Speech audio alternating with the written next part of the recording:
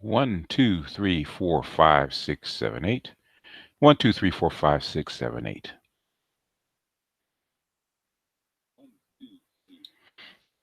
All right. Hey, folks. Yeah, Charles, right. Hit the like button as you come in. Please hit the like button as you come in. What you drinking, Char? Exclamatic, what's going on? Prince, what's going on? Hit the like button as you guys come in. I don't want to have to fundraise. I'd rather talk rather than fundraise. So please hit the like, but donate a like. Got 10 people watching. Hit the like button as you come in. I should have an automatic repeater, like in the background. The like button is to your left. Please press it as you enter. The like button is to your left. Please press it as you enter.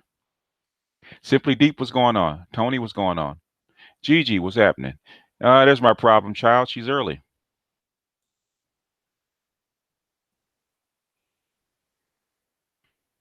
The like button is to your left. Please press it as you enter. HR, what's going on? Oh, Sarita. Okay. Santa Rita. Okay. A Chilean. Okay, cool. Never had any Chilean wine. They make good grapes, so it should be pretty good. Chile is great for fruits and grapes and stuff like that. Almost as good as Napa Valley, from what I hear.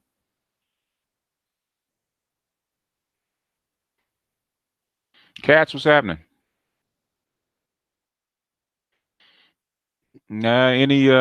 Any questions from the chat before we get started? Oh, it is okay.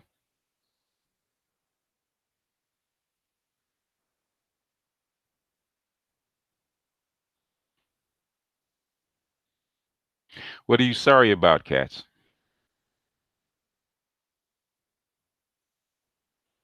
No, no, they never show up early. Going back to being a square, Ruby. What's happening?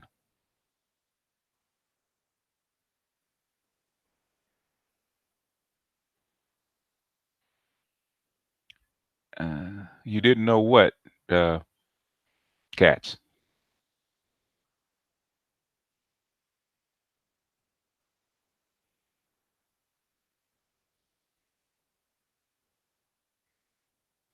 All right. The like button is to your left. Please press it upon entering. The like button is to your left. Please press it upon entering.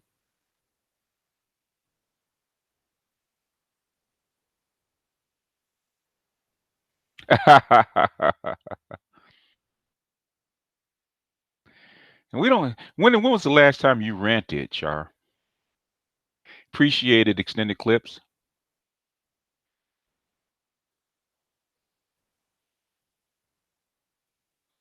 All right. Yeah. Okay.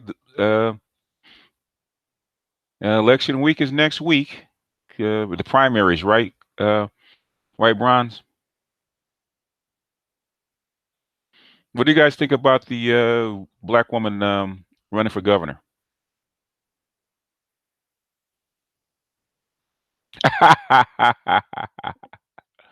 Pull up on Dro. I heard that.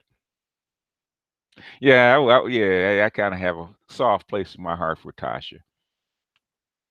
But hey, Dro's the bad boy, so you know how it is. You 87s are suckers for bad boys.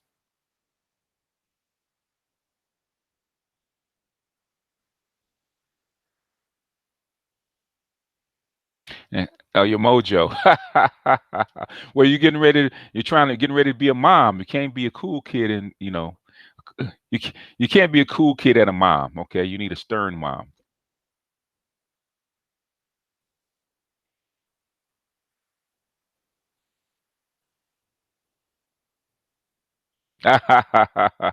Yeah, I never heard you rant, Char. And then the last time I heard you rant uh, was a couple of weeks ago when we had that issue. I think uh, I think Kendra channels all your anger. I think Kendra has enough fish grease for all of us.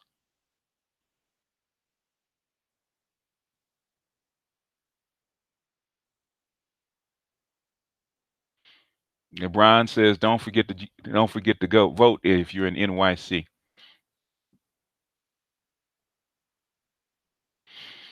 Well, the police and the cops and robbers are basically two sides of the same coin,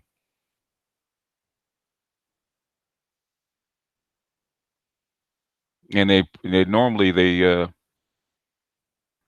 sign up for the same reasons. El Quizzo, what's happening?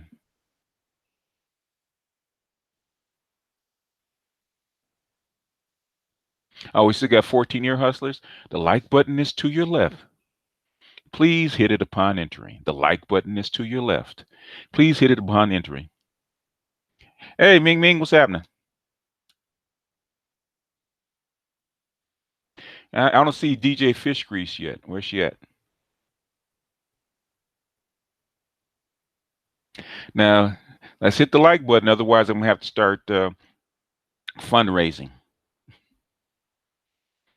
You know how you go into what fund drive mode. If you want me to go into fund drive mode rather than conversing, oh, we can. But please hit the like button. All right, what's happening?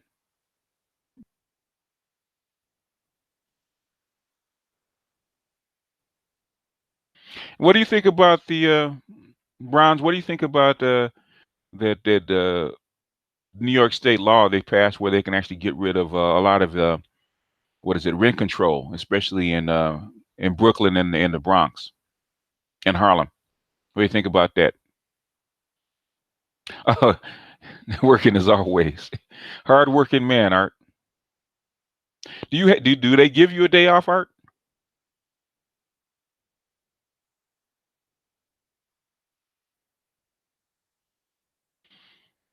So what do you guys want to talk about?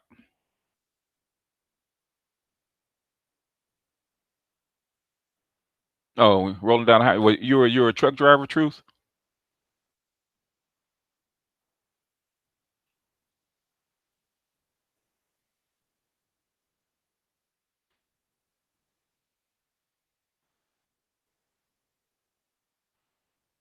What do you pay full freight, A-Nell?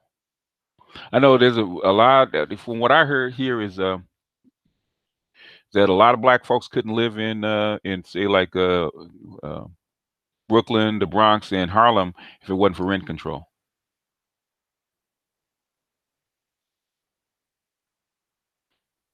Well, they grow pot all over the place as long as it's legal.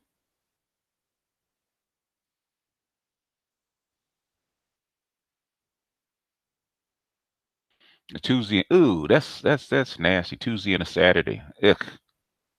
Give me. I don't care when the day is off as long as they're together. That's one thing I never cared about. You know, I've had midweek days off as long as they're together. I don't complain. But you try to separate the days like that? Yeah, can't handle that.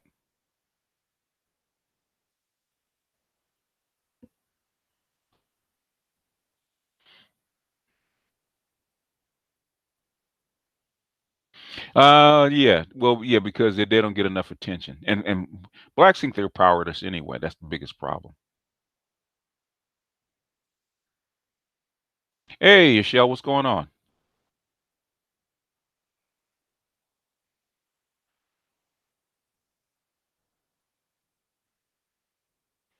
Uh, I haven't heard about the sexual harassment legislation, but I'm not surprised.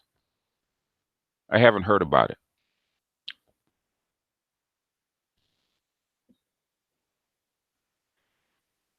But I'm not surprised. This stuff has been coming up the ladder since 20, basically 2010.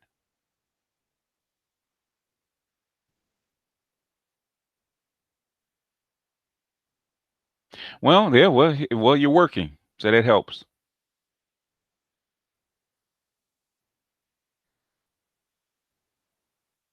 Yeah, they whatever. Basically, they're the only like I said. I have a couple of people that are in New York, and one guy he's been there. He's in his 50s. He's been there his whole life, and he says, ask him how can he afford to live there. He said because of rent control. Basically, they can't go up on his rent. And I think he pays. What do he pay for his apartment? A rent for his apartment. I think he pays $684, maybe $700 a month, which is nothing for for Harlem. Was nothing nowadays for Harlem. It used to be a lot, but it's nothing nowadays for Harlem. Were they trying to pass some what? Um, Cats. The upcoming war. It's not gonna be a war. South Africans can't get any weapons in. Basically, um, the Chinese, the black folks wouldn't be doing it if they didn't think they had the upper hand. Trust and believe. It's not gonna be a war. Really, the Afrikaners in South Africa don't have any place to go because nobody wants to accept them, so they're pretty much stuck. Yeah, they do want to gentrify all of New York. They're gonna have to leave. You know, they're gonna have to leave. The only thing that's well, the Bronx is still cheaper than the boroughs because of the rent control. Once rent control is gone, then they can jack up they can gentrify the whole island as fast as they want. Black folks are gonna have to go to New Jersey or something like that.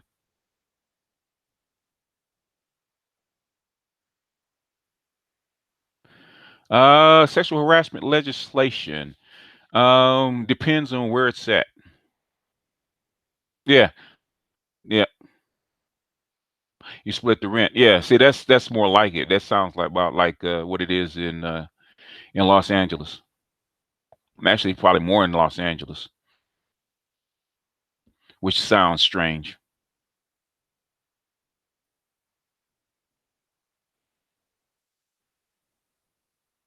But once they get rid of rent control, then it's going to really get rough. Then they can jack it up for whatever price they want.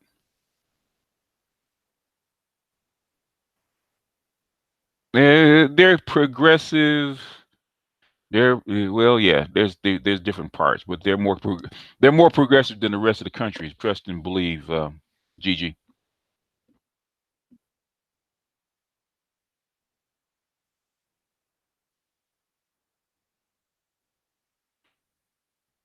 Thanks, pretty boy.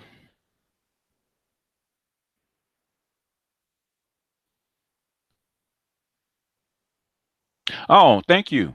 Appreciate it. I gotta. I'm gonna try to finish. I really want to finish that book, man, before the month is out. 'Cause it's and so I can start the next one because I really want to. That's like I'm gonna put it on Patreon because there's gonna be a whole lot of stuff that are going up on Patreon, and I want to do say like after a couple chapters, or I want to do like a hangout with my patrons so we can actually talk about the book, so we can get into after everybody's kind of read it and get I'm not we get read a couple of chapters, then we can go in and we can actually talk about it, so we can actually go into deeper detail. Because actually, with Gold Dollars and Power, there's other uh, essays I actually want to actually add to it once I finish the book. Because once you get Gold Dollars and Power down, then you can kind of understand some of the other essays that I'm actually going to bring in. So it's going to be more like a master class for stuff more than anything else. That's like I'm on Patreon. Thanks, Truth Seeker.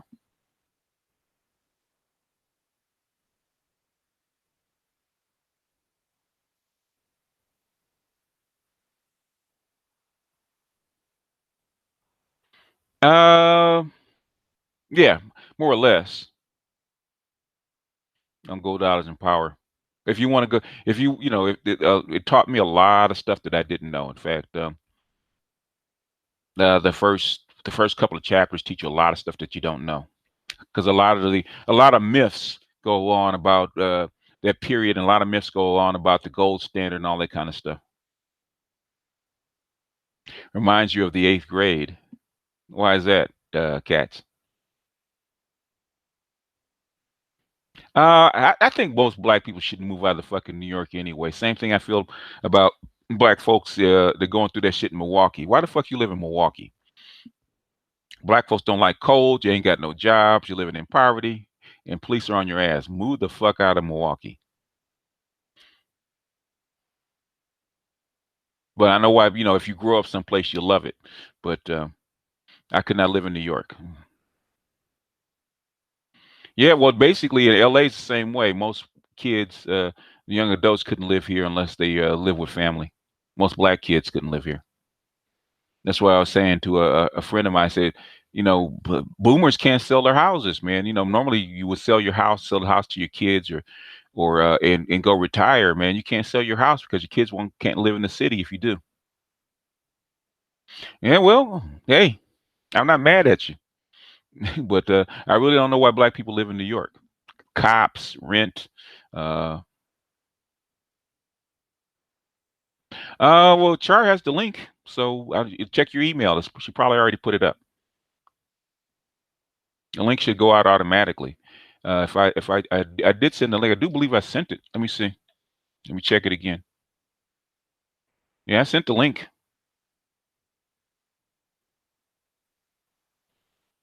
I sent the link, so you should have the link. Check your email. Hey, Char, did you get the link? Oh, there she is. She's here. So, um, Bronze, you should have the link already.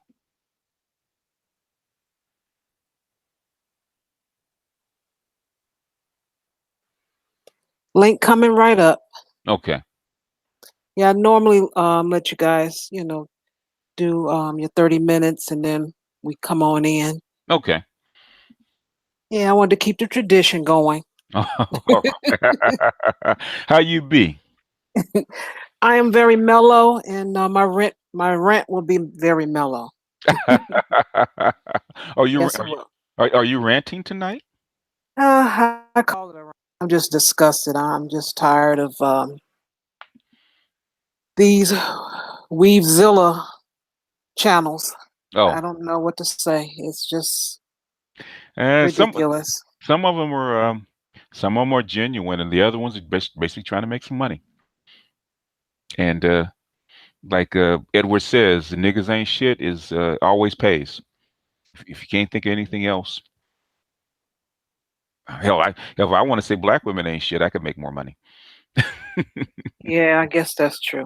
But I'll start my little ranting while we're waiting for people to come in. Okay.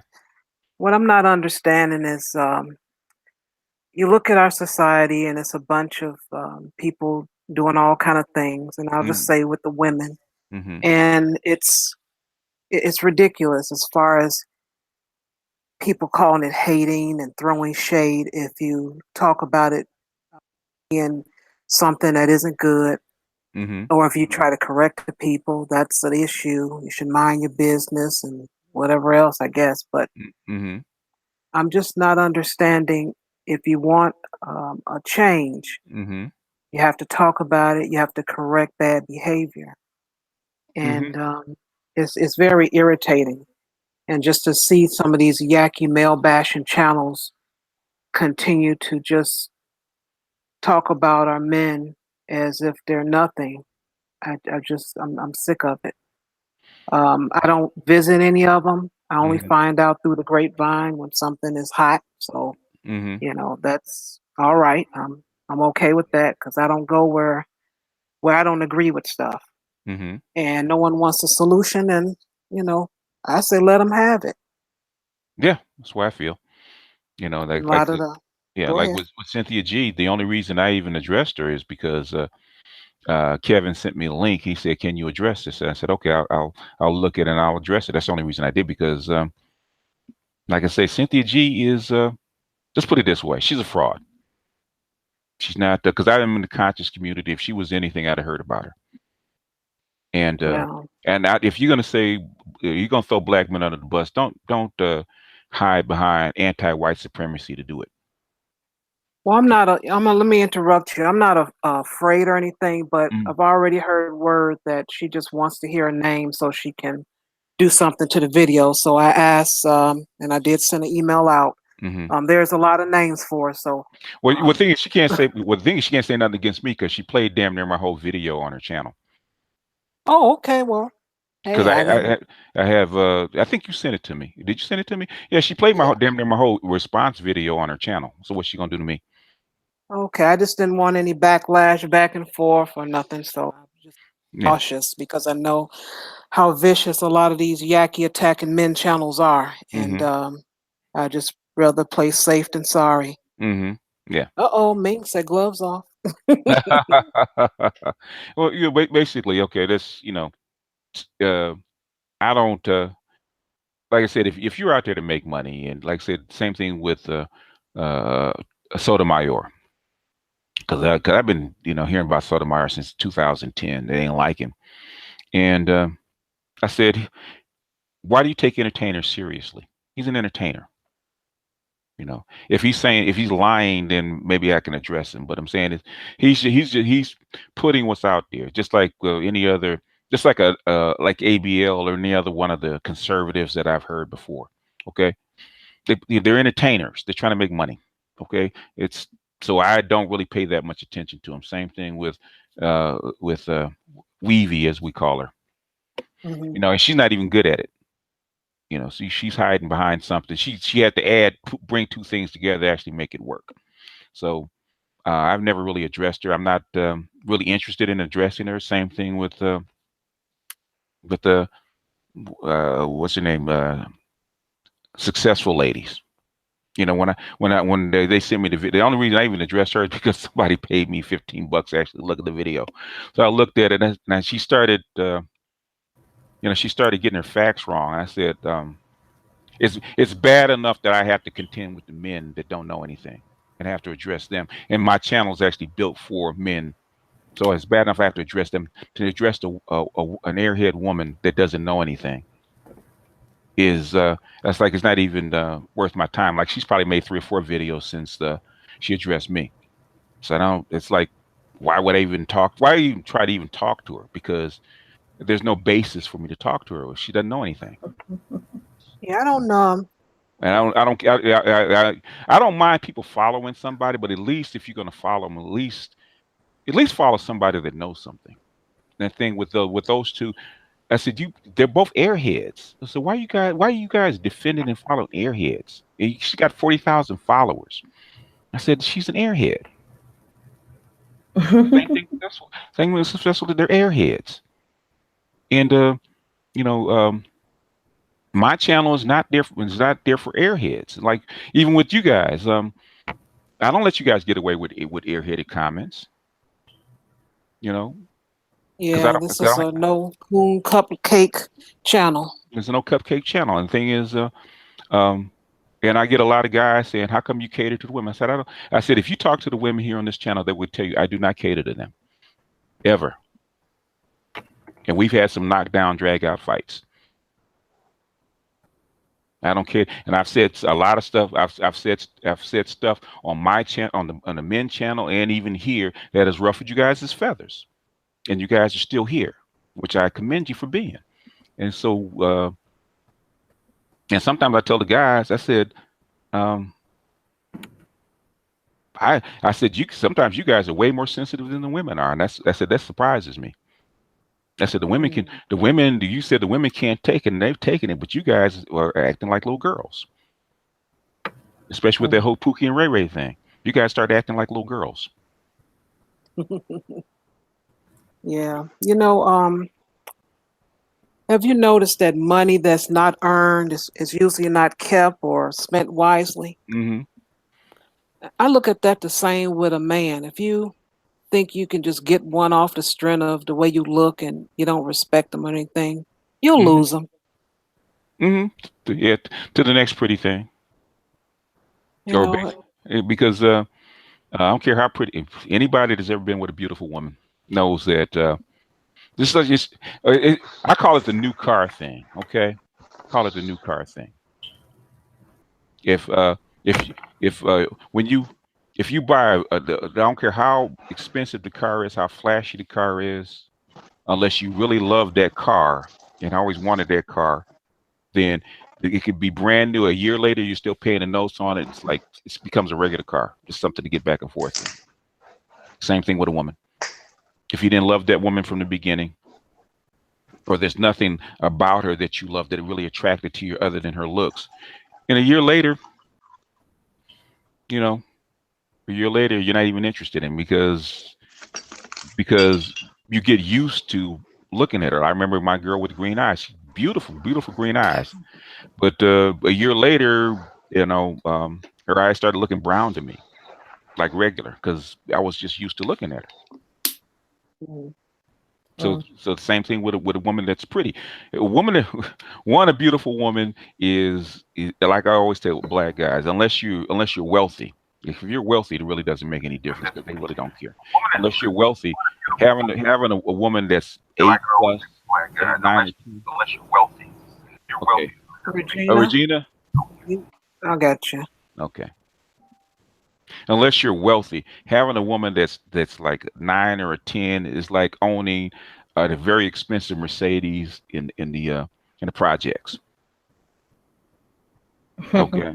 Everybody wants to ride it. Everybody wants to take it, and you're always scared that you always have to be looking out of the window every time you hear a bump because somebody's going to try to break in your car and take it.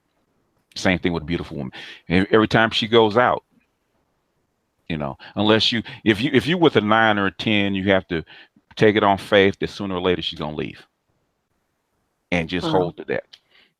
Well, none of these successful single sister channels Mhm. will ever have that problem because that's what I'm gonna say on that. But they better find some respect from somewhere because you can't live your life like that unless you just want to be a pansexual. Then you can, hey, you wake Oh up God. sometime you feel like a man and sometime you don't. I'm Uh, strong. Now I'm weak. Oh, help me. I'm a damsel in distress. Folks are confused. they're basically what it comes down to is they don't have respect for themselves, Yes, I and agree. that's what it comes down to. Because anybody that's been in a relationship knows that even for a man, if you can't respect the woman that the woman that you're with, you don't need to be with her because you're gonna abuse her. I've never seen a man that didn't respect the woman that he was with that didn't abuse her, and vice versa. You can see you can see when a woman is with a man that she don't respect. You can see it on her face because you can see the contempt in her face just being with him because every time um, he's gonna reach out to touch her, kiss her on the cheek. She kind of cringes, like get away from me. And it's involuntary too. That's not even something you can control It's not nothing you when you can have control. contempt. You have contempt. Yeah. Yep. You can't just say, "Oh, when he touched me, I'm gonna steel myself for the touch." When he reaches out spontaneously, Hmm. you're gonna recoil Hmm. spontaneously. You can't Spontaneously. hide it. You can't hide it, and there's no way you can maintain. There's no way you can maintain a relationship with a Hmm man that you don't respect. They said, why should you? And I said, if that's all I said. I said, why should you respect black men? I said because those are men you have to date. And if 90%, 96, 90%, actually, if you look at all a sum total of all the women, not just setting aside the married ones, because there's only like 25, 26% of women that are actually black men are married. And out of the ones that are married, what is it? 95% are married to black men. Okay. So if you multiply that by 4, that means like 99% of black women are with black men. Yep. Now, whether by choice or you just forced to because that's what's available to you.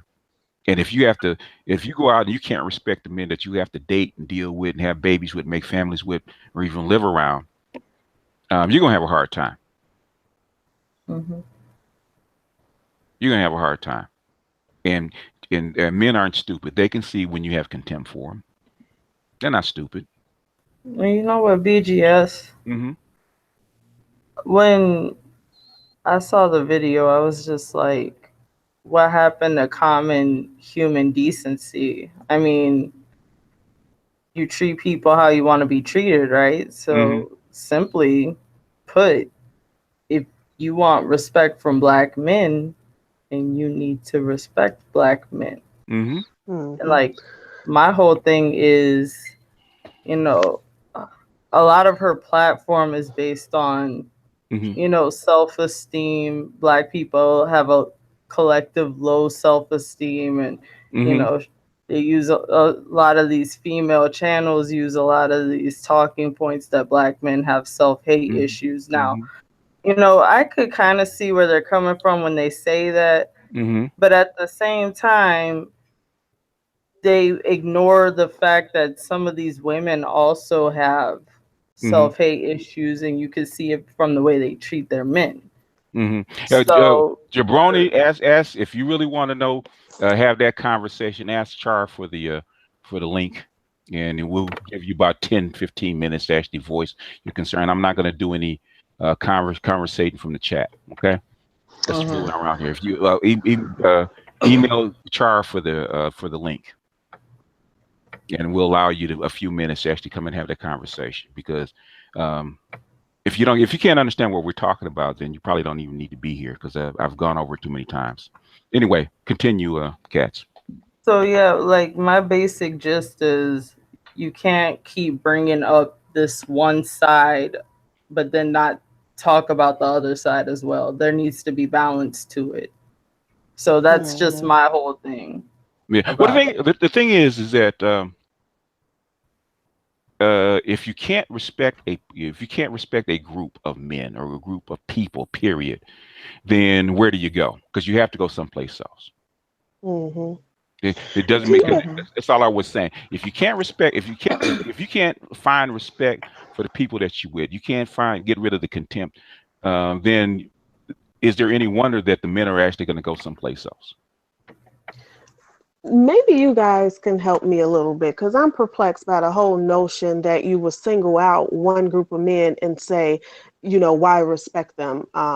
Today, me and my husband were talking. I was bragging on Kendra and the progress she's making with her channel. I let him listen to a little bit of her video. Oh, DJ Fish Grease? Yeah, I did. A couple of times, man, I thought they threw water in that grease. It was popping all over the place. I had to duck.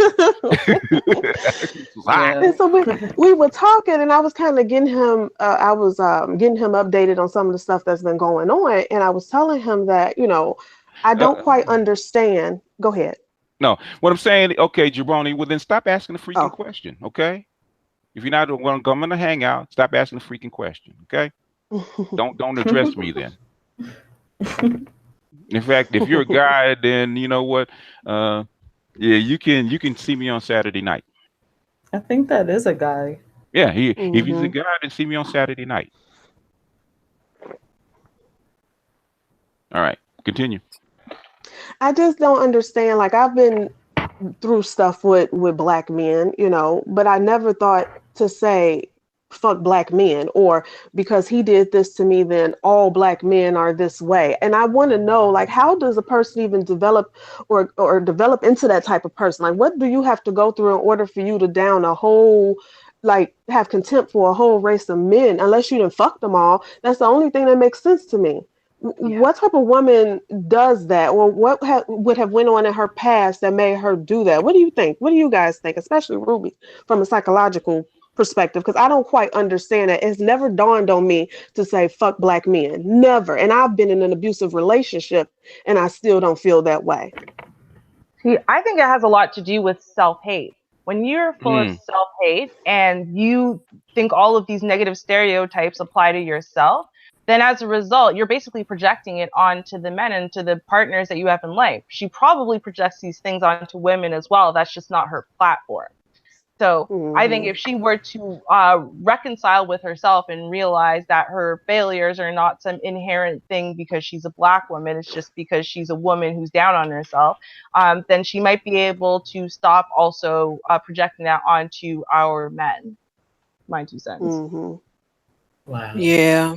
That sounds about right. Yeah. I agree.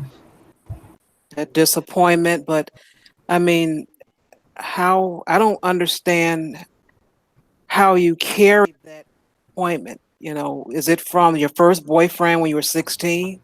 You still got contempt from then, or it happened when you was 21 when you might have got pregnant, had abortion, and you hated him since then, and he moved away? I mean, what is it? You still carry it on to your 30s and 40s? Her case is that I guess for whatever reason, her father abandoned the family. Yeah, because I was thinking 12. I'm going 11, 12 years old that this possibly could have happened to carry it this long.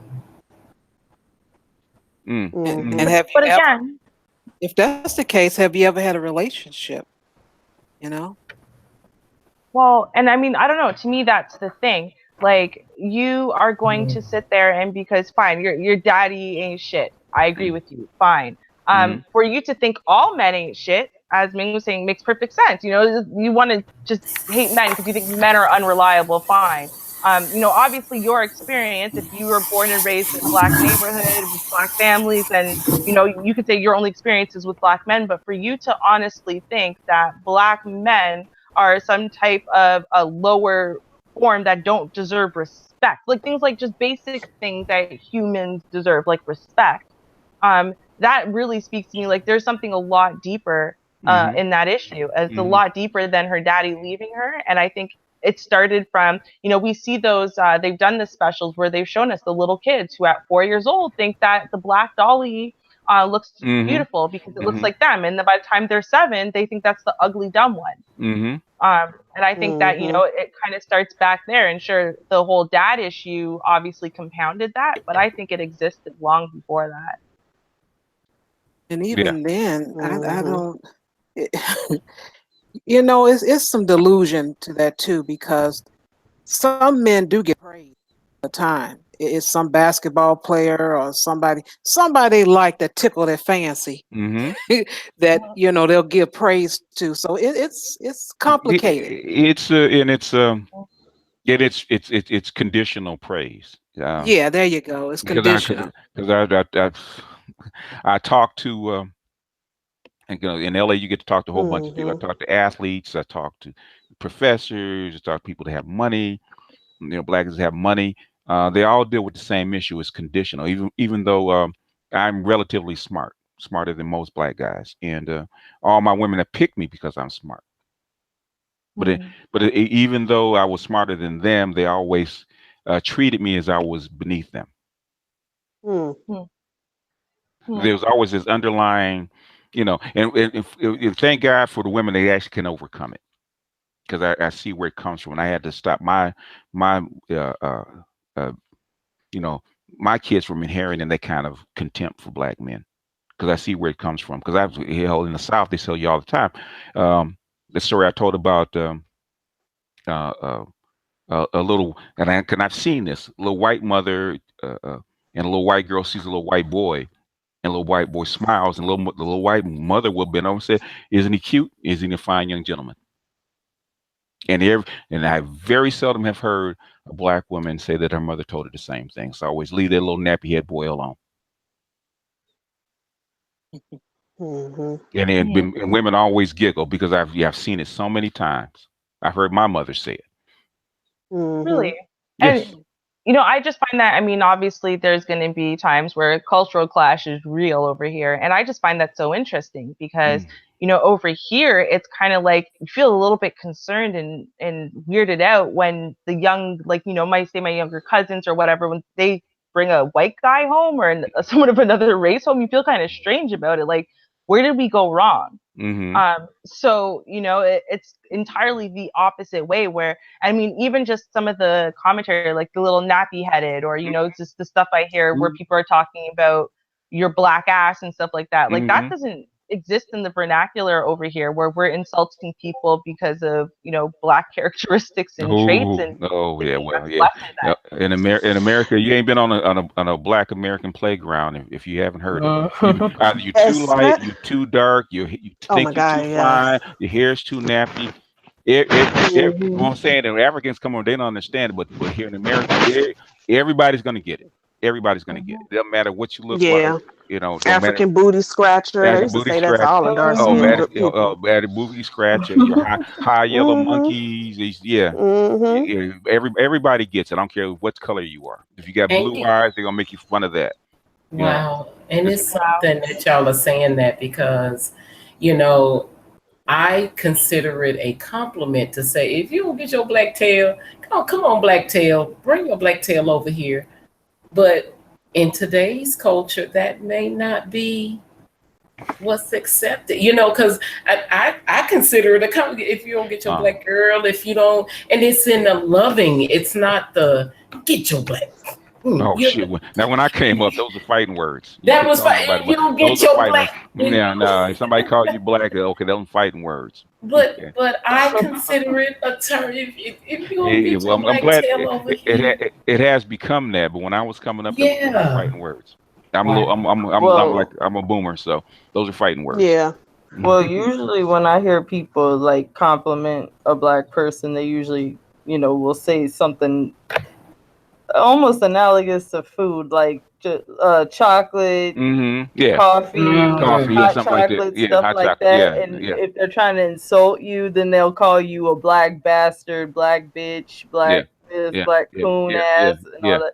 Yeah, Like, like in New Orleans, being called a coon. If you mix with white, they call you a coon ass. yep, Yeah. yep. Which is an And was insult. that a term of endearment though? No, in other Was words, that? it's the No, low class mixed It was. people I'm and the low sorry. class whites are basically called coons. And if you Mm. mix, if basically if you're Geechee, and you're a French white, but you're low class, you're Geechee. But if you mixed with that in black, then you're a coon ass. In other words, you got your low class blacks and low class white folks mixed in, so you're a coon ass. yeah, like Hmm. my dad's mother would be considered a coon ass. Her grandfather would have been considered Geechee. Mm-hmm. So, Wow. yeah. Okay. I find this so interesting because, from a cultural, I didn't understand that when people were talking about if you're black or not, I didn't understand that actually had something to do with like your skin.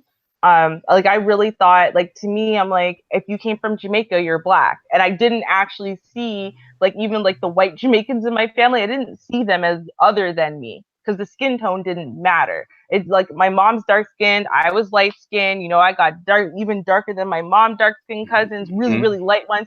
None of that mattered to me. You're Jamaican, so you're black. Like that's how I thought of things. I had to be taught that that's not what blackness meant here because it just like it was a concept that I guess that was foreign to me despite being born here. It didn't mean anything to me. Like, oh, you're too black, you're too dark, you're too this. Like none. I never heard anyone say things like that until I was in high school. Like definitely not in my family. And in my family, like I think I've said this before, like beauty as far as hair went wasn't like because your hair is softer or silky or looser curls and whatever. Like my hair was beautiful to my mom because her hair is lower density than mine. And it's also a little bit softer. And she hated her hair. She loved my hair. It was really high density, 4C, really thick, grow so long. She loved my hair and she would praise it all the time. So, like, again, learning that my hair isn't acceptable and there's ways that you should. I saw white people wear their hair differently. I didn't understand that my hair wasn't good enough until I went to school with a lot of black girls who then told me my hair should be permed. And you probably never felt that way because your mother never made you feel bad about your hair. Exactly. And interestingly, if you ever been around black women, if you're a group of black women, and the discussion get about hair, they can line kids up and they can actually start talking about whose hair is better than whose. Yep. Like I got 3 grandsons, and even amongst the grandsons, it's about who has the better grade of hair. Like that is so crazy. And it's funny, we were talking about hair for some reason. My friend is over today and he was just saying I had taken my hair out of the puff and I was trying to do something else with it. And he's like, wait, oh my God, that's all your hair? And I'm like, whose hair would it be? He's like, no, I thought it was just one of those fake puffs. And I've been getting that for the past week or so with my hair out in this kind of blown out puff. And it's because there's this misconception about natural hair. Black natural hair should be ugly. You should be repelled by it in some way. And it was by the time we got to adulthood, everyone thinks that. So the fact that they look at my hair and they like it, they assume that it's fake. Even though it looks like the 4C texture and whatever. Like we're so programmed against our own natural texture of hair. We're so programmed against our own natural features. We're so programmed against dark skin as being this negative thing. And I mean, worldwide, there's that whole caste system. And, the darker you are, the poorer you are, the more low class you are and whatever. And we've bought into all of these things. And then we pass that down to our children. And even if we're trying to be nice and we're trying to say the right things to our kids, they see us hate ourselves. They see we tell them that their hair is beautiful. Meanwhile, we're perming our hair to death, so it's barely air length. And all we do is sit there. The second we get a little bit of new growth, we got to run to go get our hair permed because no, like all that new growth, oh, it's so nappy, it's so impossible. Yeah, They I think it was Manning. I think he was the governor of Jamaica, Manning Marable. I think that's who it is. But his wife was talking about how colorist her mother actually was, you know, and how she was the darkest amongst her group, and how her mother kind of always made her feel bad about the color of her skin, which I thought was interesting, even though she was more successful and actually married into a successful husband. Oh yeah. But I'm saying it's down there. Oh, there's an excessive amount of colorism, but it's not like what I've noticed. So, for example, like it existed more prevalently, like the way that it is here way before my time. Because like I didn't know, for example, I know my grandmother used to make little slick comments here and there, but for the most part, she left it alone. And then all of a sudden, now that she has dementia, so she's going backwards in time, she starts to make comments now. So now I know that I'm the darkest one. I'm the only one who has 2 black parents. So now suddenly, like, my hair is ugly. What happened to my pretty, pretty hair? And she'll talk about my pretty, pretty hair from when it was permed. Oh, right? okay. Or from when there's a weave. But when I put braids in my hair, it looks like snakes and it's ugly. With my hair natural like this, it looks like a mess. It looks like I didn't comb it. Right. So she's starting to say the things now, like with my skin, like, oh, when I was young, I was so beautiful and fair. And she'll say things like that. And I'm like, okay. Yeah. Oh, You know, okay. You got that. It's only one time growing up, or one thing I've ever heard my family say that was colorist. And it was, I never forget, I had got into it with this little girl, and my aunt, not my mom, she'll call her a little black nip. That's what she referred to him as, a little black nip. Now, the reason why, now my family is a light-skinned family. My grandfather is chocolate, but my great-grandmother is white. My great-grandfather is white. So you can imagine what my mother and her siblings, you know, the hair down to your ass, you know, that type of thing. My grandmother moles are light brown like white folks. You would think she was a white woman if you met my grandmother. So it happened, or they saying it because I'm being bullied, or these dark-skinned girls always trying to fight me. So that's where it came from. It wasn't just like, fuck these black girls and all of that. It's when you got to come up to school in kindergarten and this dark-skinned girl is trying to fight me in school. You see what I'm saying? In kindergarten. I'm fighting since kindergarten with dark-skinned girls. Every fight I've ever had has been a dark-skinned girl. And when I talk to my mom and my aunt, every fight they've ever had has been with a dark-skinned girl. Me too. In fact, yeah. So it wasn't in a we hate dark skin kind of way. It's like, here go these dark skinned bitches again picking with the next generation of my family. That's kind of what it was, because that's what exactly was happening. Yeah, because in competition over men. In fact, you ever read The Bluest Eye? Yes, a long time ago. She basically, The Bluest Eye, there was a good chapter that actually talked about that and the competition between lighter skinned women and darker skinned women.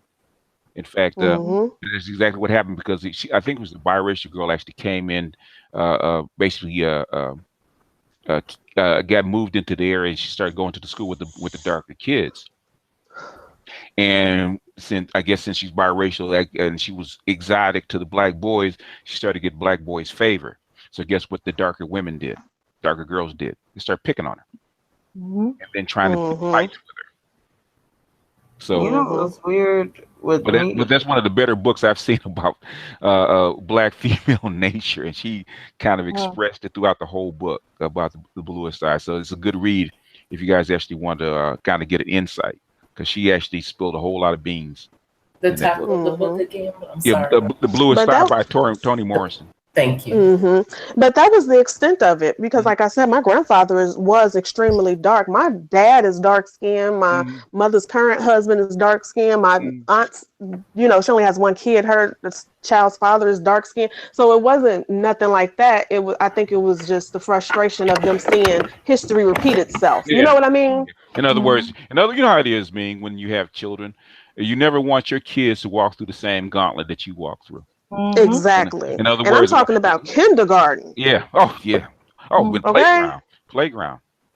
Well, you know what I've noticed about colorism, like in my personal experience, I see a lot of people try to say that it's like a male thing.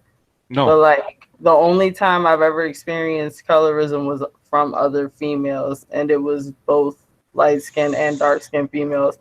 I actually, one time I was in Spanish class, we had to do a family tree thing for like vocabulary words for families.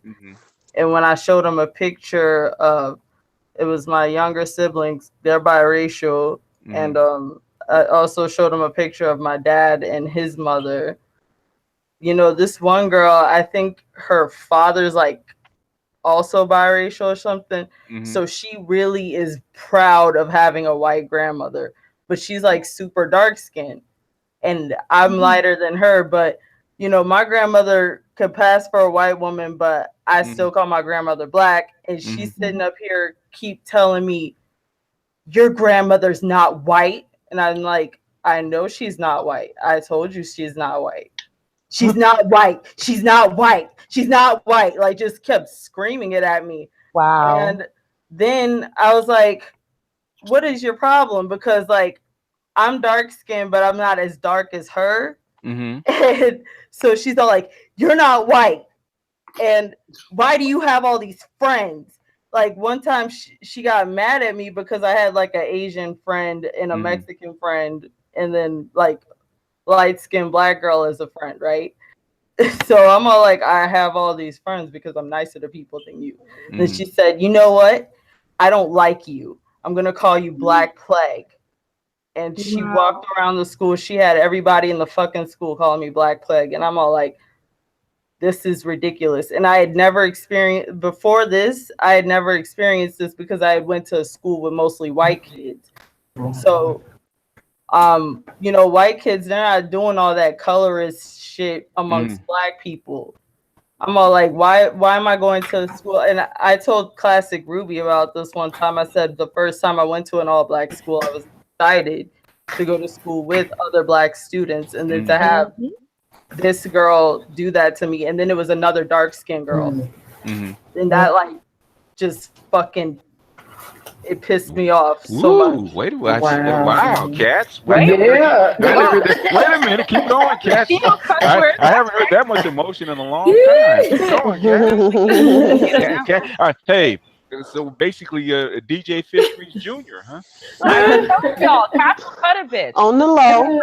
She's an apprentice. Wow. Because it's ridiculous because they sit up here and want to say it's mostly black men who spread this, but the only time I've ever experienced it was from other black girls. Right. And you know what? All I ever wanted was to be friends with other black girls and be accepted. Yeah, well, black men, it's there as far as color and hair and all that kind of crap. But the thing is, black men kind of square off and settle it. Okay, you get on the school ground, somebody calls you a name and vice versa, you square off and settle it, and next thing you know, you're eating lunch together because you settled it. See, women, we never settle it because unbeknownst to y'all, or you know this though, other people, when we walk in and get dressed, we trying to look good for ourselves, the men and the other women. We're always in competition, so the shit never stops for us. You understand? Like, even if you don't want to participate in it, you're not a willing participant, it's still happening. Yeah, well, that's just how women are. Yeah, we were literally built like 10,000 years ago in hunter-gatherer societies. We know how men used to compete for mates, but the way that women used to compete was through gossip. Because there wasn't much you can do otherwise to compete with another woman. So what do? You try to tear down. That woman has all the looks and the shape and the whatever that's better than you. So what do? You sit there and try to ruin her reputation, try to make it look like, well, you know, she's a whore or she's a this or she's a that. Why? Because, you know, men want to know for sure that the baby that came out of that woman might be theirs, right? So we've been gossiping since the last time we evolved. And so as a result, we are naturally programmed. It doesn't matter what. We would rather show up in sweats and looking terrible into a group of a bunch of guys versus show up like that into a group of women, even if we don't know them, because we know that those women are judging us. We know that they are picking on Mhm. every little detail, and we know that they are using that to Mhm. literally build a profile about us that they're going to spread around everywhere. That's the way Yep. women are built, literally. Mhm. Hello. Hey, Nisha, Hey. what's going on? Where you been? Hello. Where you been, girl? In the chat room. I've been, yeah, Right, with that's me in the too. chat room. And working, Okay. been working and Good to stuff. see you. DJ Fish You Grease is too, also you here, guys. FYI. Anyway, Congrats on the so new channel, by the way. She got 6,000 views on my channel. I'm you know, like, right? congrats. All First right. time out. So Mm-hmm. I have a problem Yes, ma'am. Oh my that goodness. I want to air out Okay. Okay. with All right. everybody here. Floor is yours. All right. Thank you. Kendra, start the grease. It's a little rant. What is this rant? This is challenge week. What is it? Rant week or something? Not for Go ahead. you, BGS. Okay. Okay. Go ahead, Us right? Gemini can deal with that. But So y'all know Nisha can go in. Once we get I've the grease heard her. started. I've heard her, and she doesn't want to be interrupted once the ball gets rolling. Mm-mm. All right, Wow. floor is yours. Today at work, my boss decides to send me home because I stood up for myself. Hmm.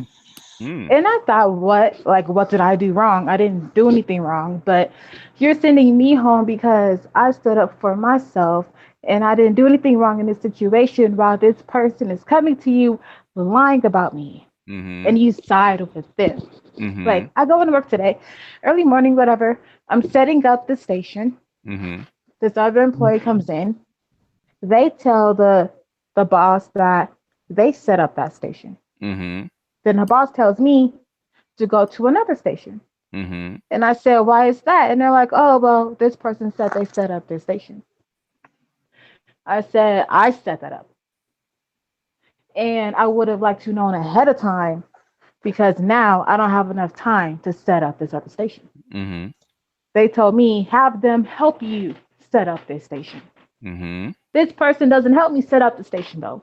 Mm-hmm. Then they had the nerve to bring me a request form for me to sign for me to take over their shift. With my name, they wrote my name on it, the date and all that. I said, I'm not signing that. They're like, oh, you've agreed to it, blah, blah, blah, blah, blah. I already got the chef's approval. I said, I never agreed to this. And I'm not going to sign that because I work that day. I'm not going to work a 12-hour shift. Mm-hmm. So the boss decides to send me home. Okay. So is the boss because of is the boss in a a relationship? disapproval. Is the boss in a relationship with this particular person? No, they're not. You sure? She's not. Yes, she's a lesbian, and Okay. this person, he's Mexican. He's married to a Mexican woman. This person always gets away with stuff though. Like they leave early, they never get written up for leaving early. They don't do their job. They're lazy as fuck. You know, like nothing ever happens. But when I say something, when I speak up, when I defend myself, I got an attitude. I'm aggressive. I gotta watch the way that I come off to people. All these things. It's emotion, your attitude, you're angry. I would beg to differ about this particular person. Even lesbians have their own personal penis. Okay. Are they both? Yeah, tell them BGS. No, the boss is white. The boss is a lesbian white woman. I'm working at a casino. I'm one of the line cooks. But I'm working. Well, I'm telling you, a lesbian. A lesbian always has a personal penis because they don't want a relationship with a man, but every now and then they have an itch that woman can't scratch. Yes. So they will have one guy that they know that they're not in a relationship with that is their personal penis. That's And I think you have just found out that this particular guy may be your lesbian boss's personal penis. I love I'm not saying the girls, I'm not saying that it is. but that's but I like a little dick every now and then. Anyways, I just don't like that stuff Finish because the story. it's just like all the time. Like I'm working with these people and I'm one of the line cooks, whatever, and the servers, the waiters, they're so rude to me. They talk to me like I'm stupid, like I don't know what I'm doing because they're always losing their food. You know, someone took their stuff, then they come over here like, oh, you didn't make this, you didn't do that, and I don't know where this is, and blah blah blah, and stuff. Like they talk to me like I'm stupid or something. And then I say like, don't talk to me like that, or I make this order already. You know, giving them the same energy that they're giving me. But then they're timid, they're scared, they don't want to approach me. But I'm supposed to be like, oh yes, master, here you go, I will make another one for you. While they talk to me like, you didn't do this, you didn't do that. Like no, I'm not. When you're around white, being around white folks, you gotta make them feel comfortable. Or scare the dog shit out of them. One of the two. It's like you get one of the two extremes. Yeah, one of two extremes, and you have to be in a position to scare the shit out of them. Yeah, know, so much so that they'll leave you alone. You know what I'm saying? They know that she's not this mean person. That's why they're able to pick with her. You know, throw rocks and hide their hand. You get real mean on their asses, they'll leave you the hell alone. One of the other managers, he's a Native American, and like I really don't like him at all. I can't believe it. Go ahead, my advice. And you're not a aggressive person, Nisha. I know I'm not. I'm really not. You know, one of the other managers. Yeah, he's Native American, and he just like he's always talking to me fucking crazy. And the other waiters, like they get away with it because he does it. You know, and I don't like that. I really don't like it at all. Like he literally like fucking picks on me like all the time, every day. Like I could be in the back doing something and he walks back there and he's staring at me walking by. Every time he walks by, he's glaring at me. And it really gets on my nerves because it's like one of the waiters, she's white and she has a terrible attitude. The worst attitude out of everybody. And she's still there. I said if she was black, she wouldn't be here. That's what I was going to tell you. If she was black with that terrible, ugly ass attitude that she has, she would not be here right now. But you have the audacity to tell me I have an attitude. Really? I said, it's because I'm black. Yeah, that's one reason. And plus, half of it is because I'm black. And half is because that's you're black. Why he fucking with me. That's why he messing with me. Yeah. And then again, you're not an aggressive person, and you kind of shrink back. And when you kind of probably shocked them when you stood up for yourself because you hadn't done that before, had you? I'm starting to, and they don't like it because like, oh, why don't you just do this and do that? Well, we know that you bust your ass off every day, but since these other 3 employees are slacking, just do their work for them so then we can keep up.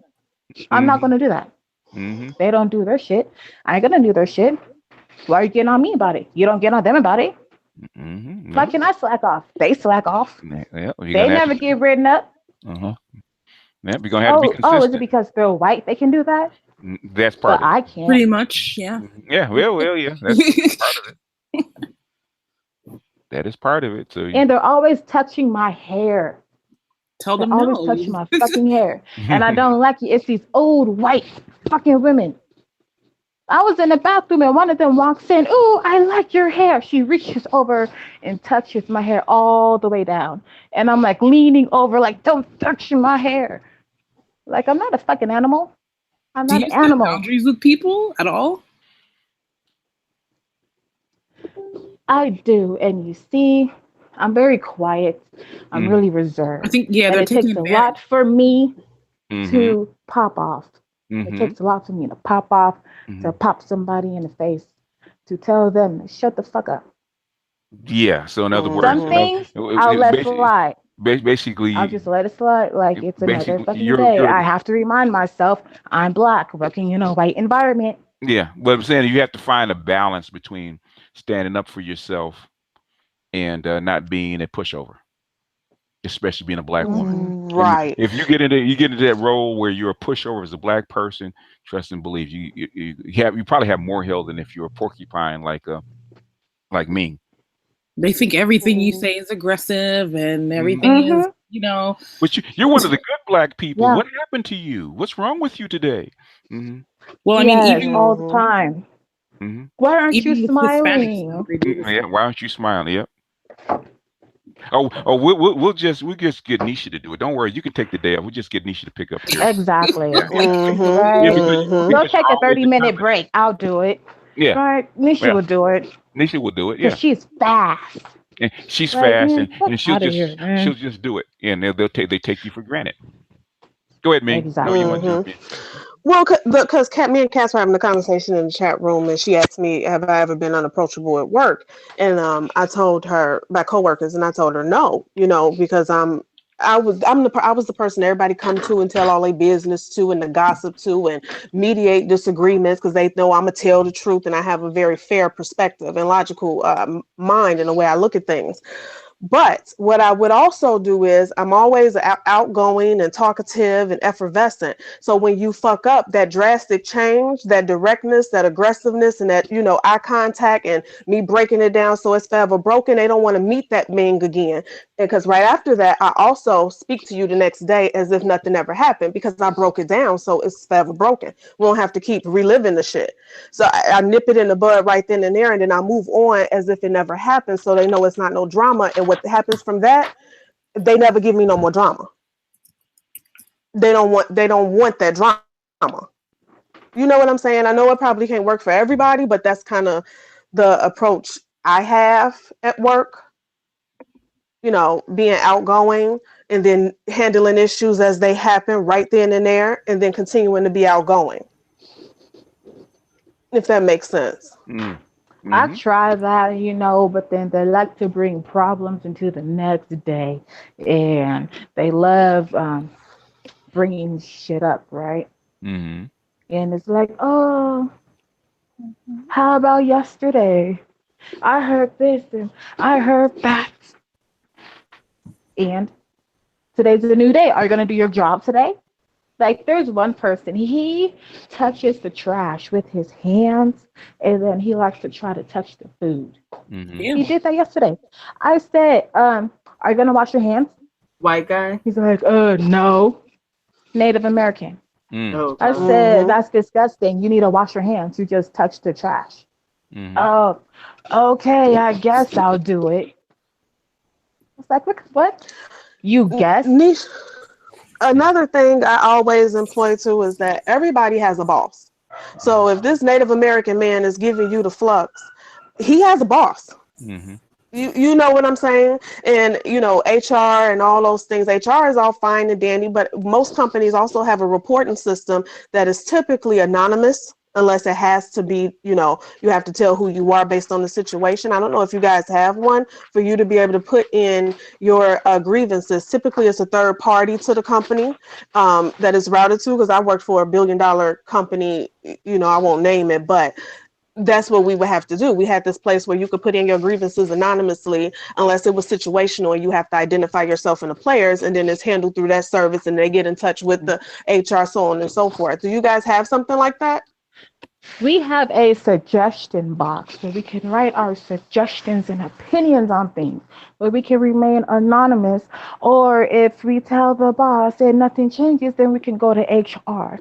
So I think I'm going to just go to HR because these problems are continuing and they're persisting and they're getting worse and nothing is getting done. Nothing's being done about it. These people are able to get away with it because there's no consequences for their actions.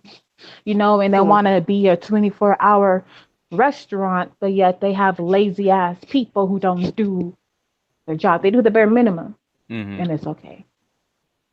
And I don't like that because it's like I'm doing 110%, and yet someone who's doing less than me, they're praised.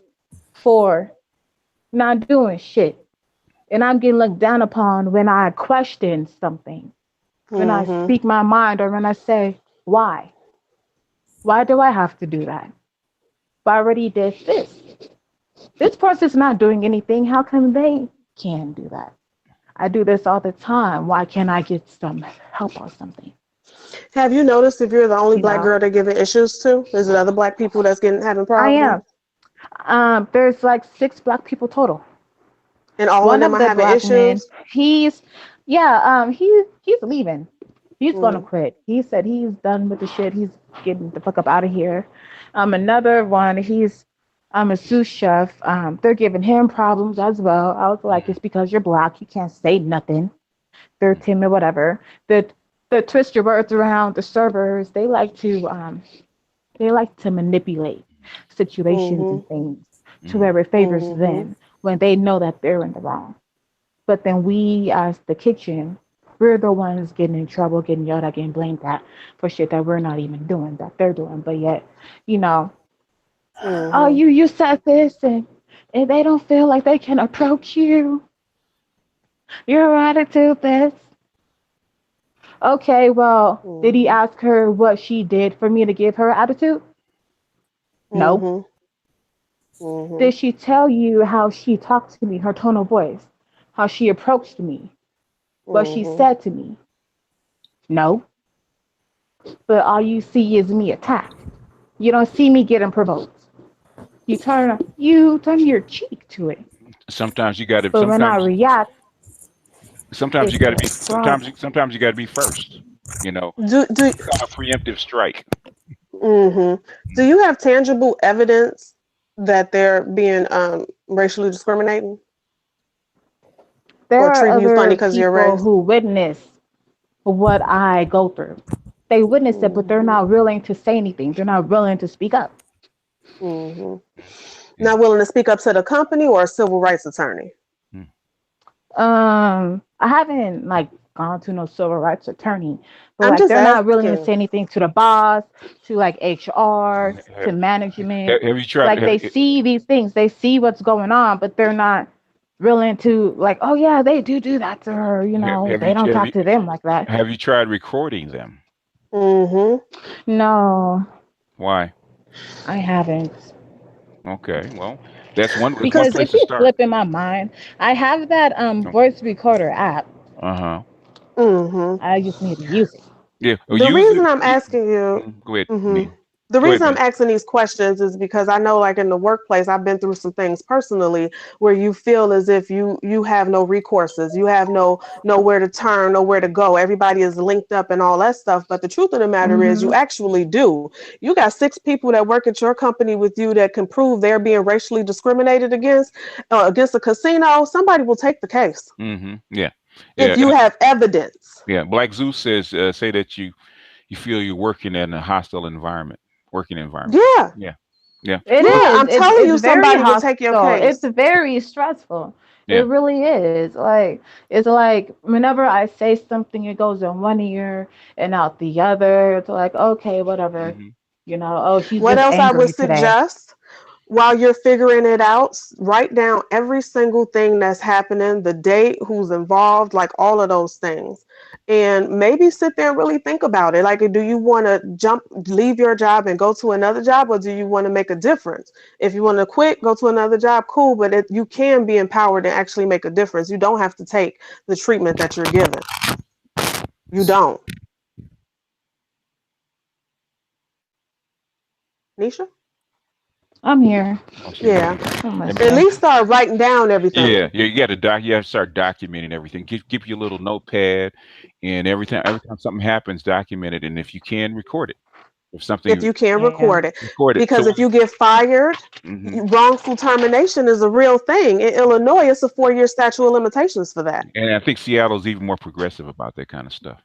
So, you have recourses, sweetheart. I don't want you out there feeling alone. Yeah. You have resources. You got resources. Yeah, and sometimes if somebody, it becomes he said, she said, unless you pull out a recorder and say, look, this is what's been going on. You listen and you tell me. It's a lot of he said, she said all the time. And What is? He said that. She said that. and I can guarantee you, if people know that you're documenting everything that they say, they're less likely to say stuff to you that's negative. Because they said, okay, because they know the people that write and the people that don't. Yeah. Mean can tell you. I need to do that If too. you pick up a pen and start writing and documenting, they might try you a couple times, but after that, they'll pick an easier target. We'll talk in Discord, and I'll tell you some stuff I got going on to make you a believer. Oh yeah, about the fact that you can have legal recourses against them for discriminating against you. Yep. Yep. I just felt like that was really stupid. Like, the pen is truly mightier than the sword in some cases. For real. And sometimes you have to smile, grin, and bear it. And write. Yeah. That's because a lot of people. Because my brother's he works for MTA out here, and basically they're all scared of him because he writes constantly. He's had managers. There's cameras. What I'm saying, with there's cameras, what I'm saying is, if men can tell you, if you're a person that writes and keep documents any kind of interaction and negative interaction, people, it will get around very quickly if this person is documenting something, and the boss will tell you, well, leave that person alone. They will. I had a person I actually worked with. She was one of them busybodies, and they knew that she knew everything and didn't mind telling it, and so on and so forth. They left Brooke the hell alone because they knew she didn't mind. They knew she the one who gave me the term everybody got a boss. I'm like, girl, you're right. I'm still in that. Because that's what's her personality. Everybody got a boss. I don't care what you're saying. I go to the director and the vice president and so on and so forth. And because of that, they left her alone. Oh yeah. If you today I was thinking of going like straight to HR because some of the other employees had to do that just for some things to change. But don't go to HR empty-handed. Document. Even circumstances. Even if you have to get home, if you have to keep a work diary when you get home, document your interactions in your diary. What happened? Because the HR has changed. They used to be there for the employees, but the truth of the matter is they're the guard dogs for the company unless they have to do something for the employees. They don't do shit anymore. Exactly. They're protecting the company lawsuits. That's all they're there for. My friend went to HR twice, and I worked in aviation and airline industry, and they didn't do anything for her. I'm like, listen, you better write Atlanta, where headquarters is, and get the CEO of our airline to do something. That's what I'm saying, because our HR director, he partying with the goddamn managers and market managers. How the hell I'm gonna come to you? Yeah, of course. The thing is, the thing is that sometimes you have to be a porcupine like me. In other words, you might be able to mess with me, but you're gonna have some quills in your ass going away. You won't. In other words, I'm gonna break you from that goddamn habit of messing with me. Man, I'm telling you offline, if we talk, they got a lot of quills in their ass for me. They feeling it right now, and I don't even work there no more. That's my girl. Yeah, I remember you saying something about that a while ago. But it's moved very fast and forward, and shit is going down. And that's why I'm saying, if you got 6 people and y'all got some evidence, you got you a case. I used to tell people to work, don't make me pick up my pen. I said, you said, I'm a smart nigga. Don't make me pick up my pen. Speaking of MTA, did you see that Long Island Railroad video? Or did your brother talk about it? Which video? Well, they just started. I heard it was from last year, but it's surfacing out a month ago. The Long Island Railroad passenger in Jamaica, Queens, he was yelling at a Black female passenger. According to him, she was being loud and talking too loud and whatever, and he was slinging out some slurs. So was he an employee or what? No, he was an actual, he was a white passenger. He was a guy. Oh, passenger, okay. Yeah, but she recorded it. The video went viral. Was on it was on ABC7 and a few other New York news, and it was going around on Facebook. Yeah, white folks think they're bold now because they got numbers. Because I thought it was the MTA conductor, you know, the ones that collect the tickets at first, but they said it was an actual passenger. Okay, not much they can do. Well, no, today he was charged with a hate crime. Oh, okay. Was he? Okay. No, hate speech. I'm sorry. Hate speech. Okay. Yeah. Well, if they're gonna force black people and white people to mix, they're gonna have to do something. Yeah, but she didn't do anything. I know. I'm saying they're gonna have to do something because they're not allowing black people to have their own neighborhoods anymore. So if you're gonna push black people and white people into black neighborhoods and vice versa, you're gonna have to protect them. Either you're gonna have to let them have their own neighborhoods again, which is something they don't want. That's what I was saying. Okay, well, when they take over Pelham Bay and then they move to the rest of the Bronx and then they kick everyone out. Yeah, that's where coming. they're gonna go. That's coming because I got a friend of mine. He used to be a cab driver, a limousine driver, until he retired, and he lives in Harlem. And he says, I always ask him, how can you afford to live in Harlem? He said, because of rent control. He said he said at least 60% of black folks that are in Harlem, Bronx, and basically on the island couldn't afford to live there if it wasn't for rent control. Yeah, they have it from back in like the 80s. Yeah, you know, and the landlords can't raise it. Can't raise it, but it's saying until this. They're trying to pass this thing. Yeah. Well, the thing is, the court said it's legal for them to do it. If the New York court, I saw that newspaper article where the landlords. Was that last week? It was maybe 3 weeks ago. Because they're always talking about this in New York. They always saying they want to raise it. And but it was a New York State court case that they actually allowed. I don't know exactly what it's going to mean, but it's going to allow them to break the rent control, start raising rates. I guess they're going to have to. I think if they modify or refurbish an apartment or a group of apartments, they can actually get market rents. If they're willing to do that and shell out the money, because if you say my guy, he said I think he had his 2-bedroom, and he's paying $684, which is nothing in New York. $684. Wait, is he renting the second room? I don't know if he's renting a second. No, he's had the apartment for a while. It's his apartment. Okay, I thought you said he had a 2-bedroom. Yeah, 2-bedroom. Yeah, because some people they have 2-bedroom apartments. I'm saying it's 2-bedroom apartment, but that's what he's been paying that for years. Well, if this goes through, they're gonna have to pay that $1,800 or more. Yeah, which I used to think in New York's the rent was high until they started gentrifying Los Angeles. Now it seems reasonable. Nell said $684 for 2-bedroom in Harlem. He said rent control. I said, why don't you move? He said, why should he move? He said, he's rent controlled. He said, he ain't moving. So now you should ask him. So, are you going to move now?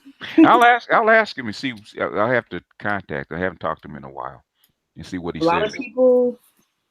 I'm not, like I told you, I'm not shocked. I didn't hear about this 3 weeks ago, but again, they're always talking about doing this, and it doesn't get. It doesn't happen. Maybe it'll happen this time, but yeah, it was actually the New York court case, New York State court case. They actually ruled. They took it to Albany. All right. Yeah. So I'm gonna look into that one. Yeah, look into that. But I'm not shocked because they want to keep. They don't want certain people here. No, yeah. Well, they want the people that can afford to be there. The people they don't want there. Yeah. And we know who the vast majority of those people are. Well, a vast majority of people that can buy in New York, that want to buy in New York, are Chinese. A lot of Chinese billionaires that want a New York property. Oh, they're going to make a Flushing part 2. Well, the Chinese basically bought up half of Orange County already and buying up parts of Los Angeles. So, well, they did that in Flushing, Queens. That's their area now. Yeah, well, not now, but since the 80s, that's been their area. Chinatown. Yeah, one trinket at a time. Exactly. But people, I don't know where they're gonna go, because even though I know you say, why won't they leave New York? Because one, it depends on their culture. It depends where they're from. Because people go where they have a community. you know, a lot of people in New York, a lot of them, majority of them are immigrants, and a lot of them, they have their little communities, you know what I'm saying? So as far as Black people, there's not, to me, there's not a huge, you know, African community here. There's bits and pieces, but it's mainly Caribbean. So Black, you know, I guess when they were in the process of, you know, okay, where am I going to move to in the US when I leave home? You look at where your community is in the state. So a lot of Caribbeans come to New York because there's a huge Caribbean community in New York. You know, my mom, she used to say, she did end up regretting moving to New York. She didn't know what she was getting herself into moving here. She's saying that, you know, at almost 60 years old, but she said if it wasn't for the cold of Canada, we would have been living in Canada. Gone to Toronto? Either that or Montreal. Because there's a lot of Haitians in Montreal and Quebec. So, you know, you go where your community is. So because it was too cold there, she didn't go there. She came to New York instead. How come she went to New York instead of like Florida? She doesn't like snakes. She doesn't like alligators. Well, you ain't gonna find any of those up there in New York, that's for sure. Because she used to say that too. That's why she did not go to Florida. Okay. She does not want it. She's terrified of snakes. Okay. So what I'm saying is, I think I take the snakes and the alligators over snow and cold. You're right. I guess she got accustomed to it. She's been here 31 years now. Okay. Both of my parents, they came here when they were like 25. Yeah. So, because if I was a young person in New York, I said, you know, adios. You know, young Black men in New York, cops, gentrification, white folks. You know, like, you know what? Let me go find someplace else to go. Well, I think my generation, you know, people that I went to high school with, were slowly doing that. But a lot of people have this New York pride. Where they're so gung-ho about living in New York and being in New York just because it's New York. They don't want to live anywhere else. Like, they rather be borderline homeless and try to make it here than leave. That's what I think. That's why I think Black people, and people in general, they don't want to leave New York. Like, they don't care if the rent goes to $2,000 for a 1-bedroom. Like, wow. You know, they'll figure it out. So I used to have that pride when I was younger, but now at 28, I kind of don't care about living here anymore. You know, I don't know. For me, it's gone. Wanting to. Yeah, because I hear a lot of Black guys complain about the cops and whatnot in New York, and they stop and frisk. I said, you know what? That's de Blasio's fault. He brought that back. Well, actually, with de Blasio, yeah, that's part of it. But the thing is, that's also part of the gentrification. They were trying to encourage you to move, because we got a lot of that stuff going on in my neighborhood now, where the cops were actually really, really bad for like a couple of years ago when the first influx came. They're actually they used to fly we actually had to write City Hall because we had helicopters flying over the house, man, like, you know, over the neighborhood, like 2, 3, 4 o'clock in the goddamn morning. I mean, low, because where I'm at, you know, it's part of the flight path for the airport, and the helicopters can't fly at a certain altitude, so they have to fly fairly low. And if they fly fairly low, they're basically maybe like a couple hundred feet off the top of the rooftops, and they're really, really loud. And at 2 o'clock in the morning, it's like, what the fuck are you guys flying the freaking? Right, like, who are you looking for? Yeah, who are you looking for this time? You know, because a couple of times I hear them like circling the neighborhood, and so I'm saying, let me walk outside and see if there's some black and whites actually rolling down the street, actually looking for people. And they wouldn't be. They're just circling the doggone neighborhood, trying to irritate all the residents in the neighborhood, so they'll pack up and move out to the suburbs, and white people can come in and buy the houses. Well, they do that in New York all the time. You hear helicopters in the early afternoon. You already know they're looking for someone. You don't have to ask what is that. yeah. Well, the afternoon, you know, the ghetto birds I don't mind in the daytime, but this is like 2 a.m. and everybody sleep. Another friend of mine, he just moved to San Diego. Well, he moved from Texas. Okay. He loves it. Oh yeah. Oh yeah. If you can, you basically, there's nothing like the California Riviera if you can afford to live here, because the weather is gorgeous year round, and it's a nice place to live. You can afford it. The thing is now, it's so nice that people are actually moving in. In fact, they're starting to, a lot of your techies are preferring it to Silicon Valley. So, yeah, I heard that. Yeah, so they're all, Southern California is a better place to live, and it's cheaper. So they're all flowing down here, trying to move people out. Yeah. I think they bought a house. I think. Oh, okay, cool. Either that or it's an apartment complex with a pool and all that. Yeah, San Diego's a nice spot right near the Mexican border. It's good weather, and it's not too big. There's plenty of space. So San Diego, it's a lot slower than a big city. Yeah, slower pace of life. A lot slower pace of life. I think these New Yorkers, once they get pushed out, will either end up, they're going to keep going to the South, or they're going to have to go to these, I don't know. Yeah. I don't know where they're going to go. Yeah, I can't. That's the only thing is I can't. Where they're going to a great migration. I don't even know why Black folks are trying to hold on to New York, or they've been trying to cut up New York for a long time, and they've been waiting on this. It's the pride, I'm telling you. Well, yeah. Well, there's the two major black areas. Well, there's actually three major black areas, but which is Atlanta, New York, and Chicago, and they desperately want to cut up Chicago and New York. They desperately want to cut up Chicago and New York, because if they can, because the biggest concentration of Black folks in one spot is Chicago, or is Manhattan, and basically Chicago. And once that's gone, then they can gentrify. Yeah. Well, basically, what is it? Bronx? Was it? I would think it's Brooklyn, Queens, and then Bronx. Oh, is it? Okay. That's what I think, in my opinion, because Manhattan. Are you talking about uptown Manhattan, like Harlem? Or is Bronx part of Manhattan? Not right. No. Oh, it's not. But there is uptown, which is Washington Heights. That is Manhattan, but that's where all the Dominicans live. Okay.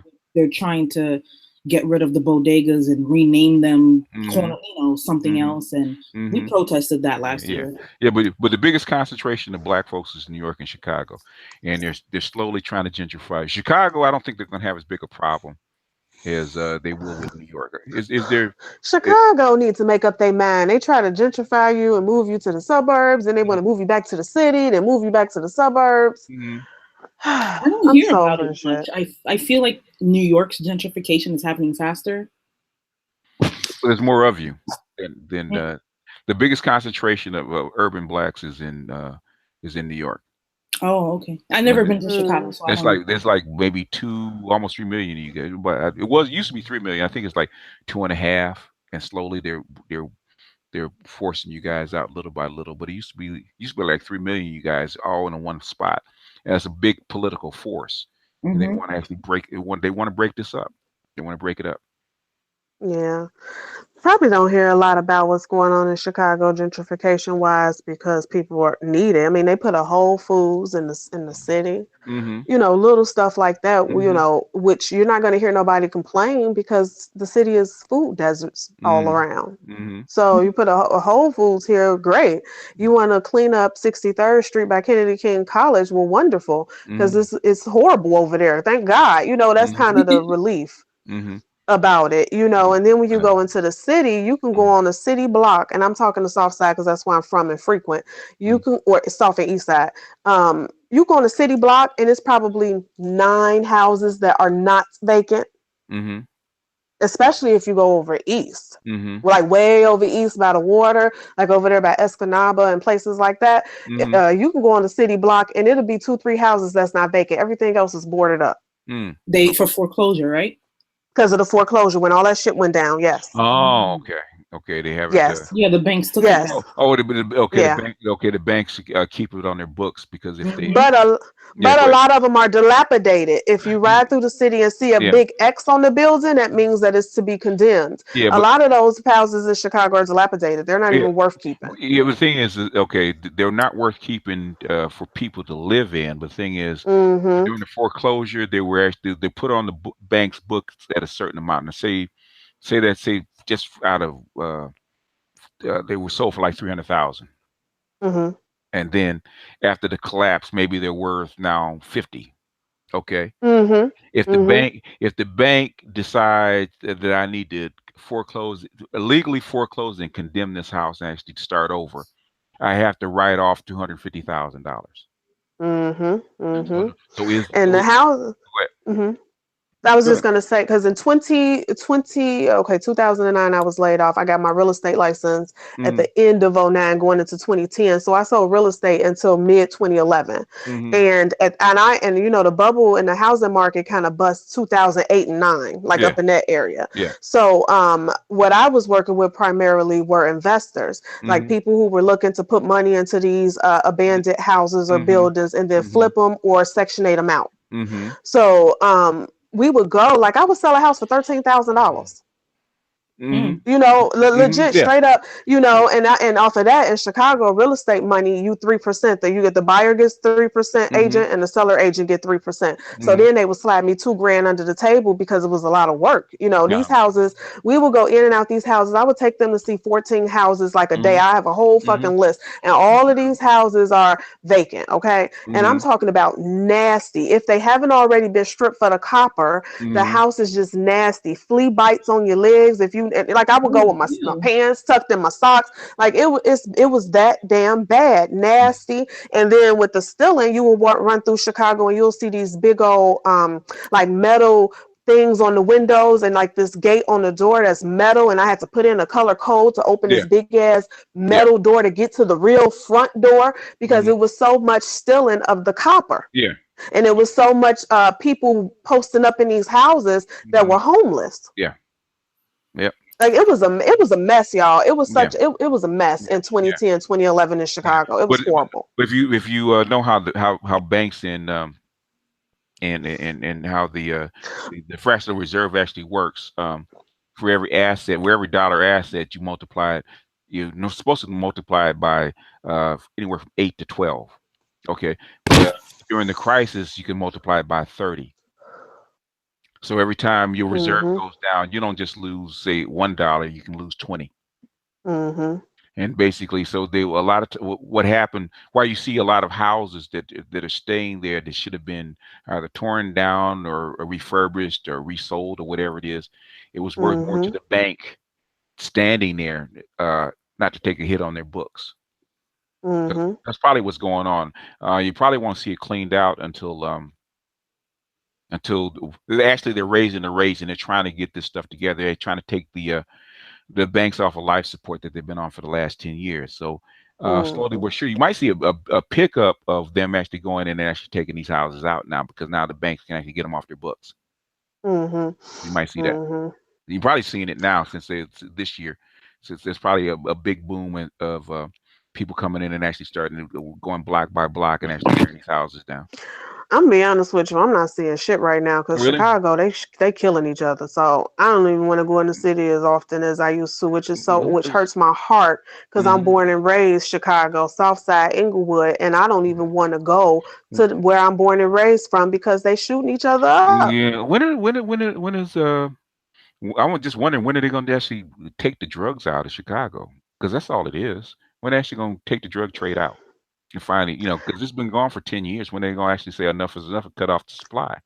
I don't know, and I know drugs is always going to be a big component, but the dynamic of Chicago has changed from the 90s, where everything was structured gang wise, in terms of the GDs, the BDs, the Vice Lords, the Four Corner Hustlers, the BGs.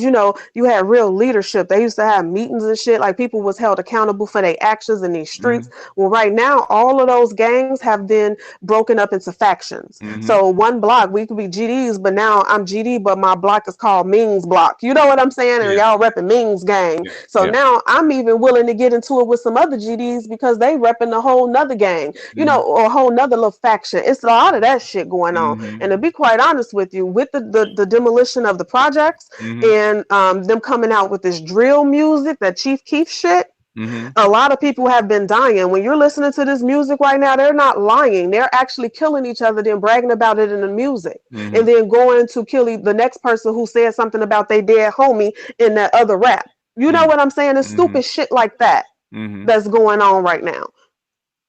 Okay. That's what's happening. I mean, to really break it down, if I directed you to some pages and stuff on YouTube to hear the music where they're outlining in their raps, they're saying, you know, yeah, I'm smoking BGS. That means that I'm smoking, you died and I'm smoking your ashes with my weed. Okay. Ignorant shit. Okay. So now people that love you are going to come and try to kill me because I said I'm smoking a dead homie. Okay. That type of shit is going on right now. And they're all 15, 16, 17, 18, 21. Everybody is leaned out of their mind. Yeah. High out of their fucking mind. And they're around here with guns and 3, 4, 5 guns. I even seen a dude that was sitting on YouTube with a fucking rocket launcher. Southside of Chicago. Yeah. He in jail right now doing 38 years. Who knows? 38. Who knows? He doing 38 years right now.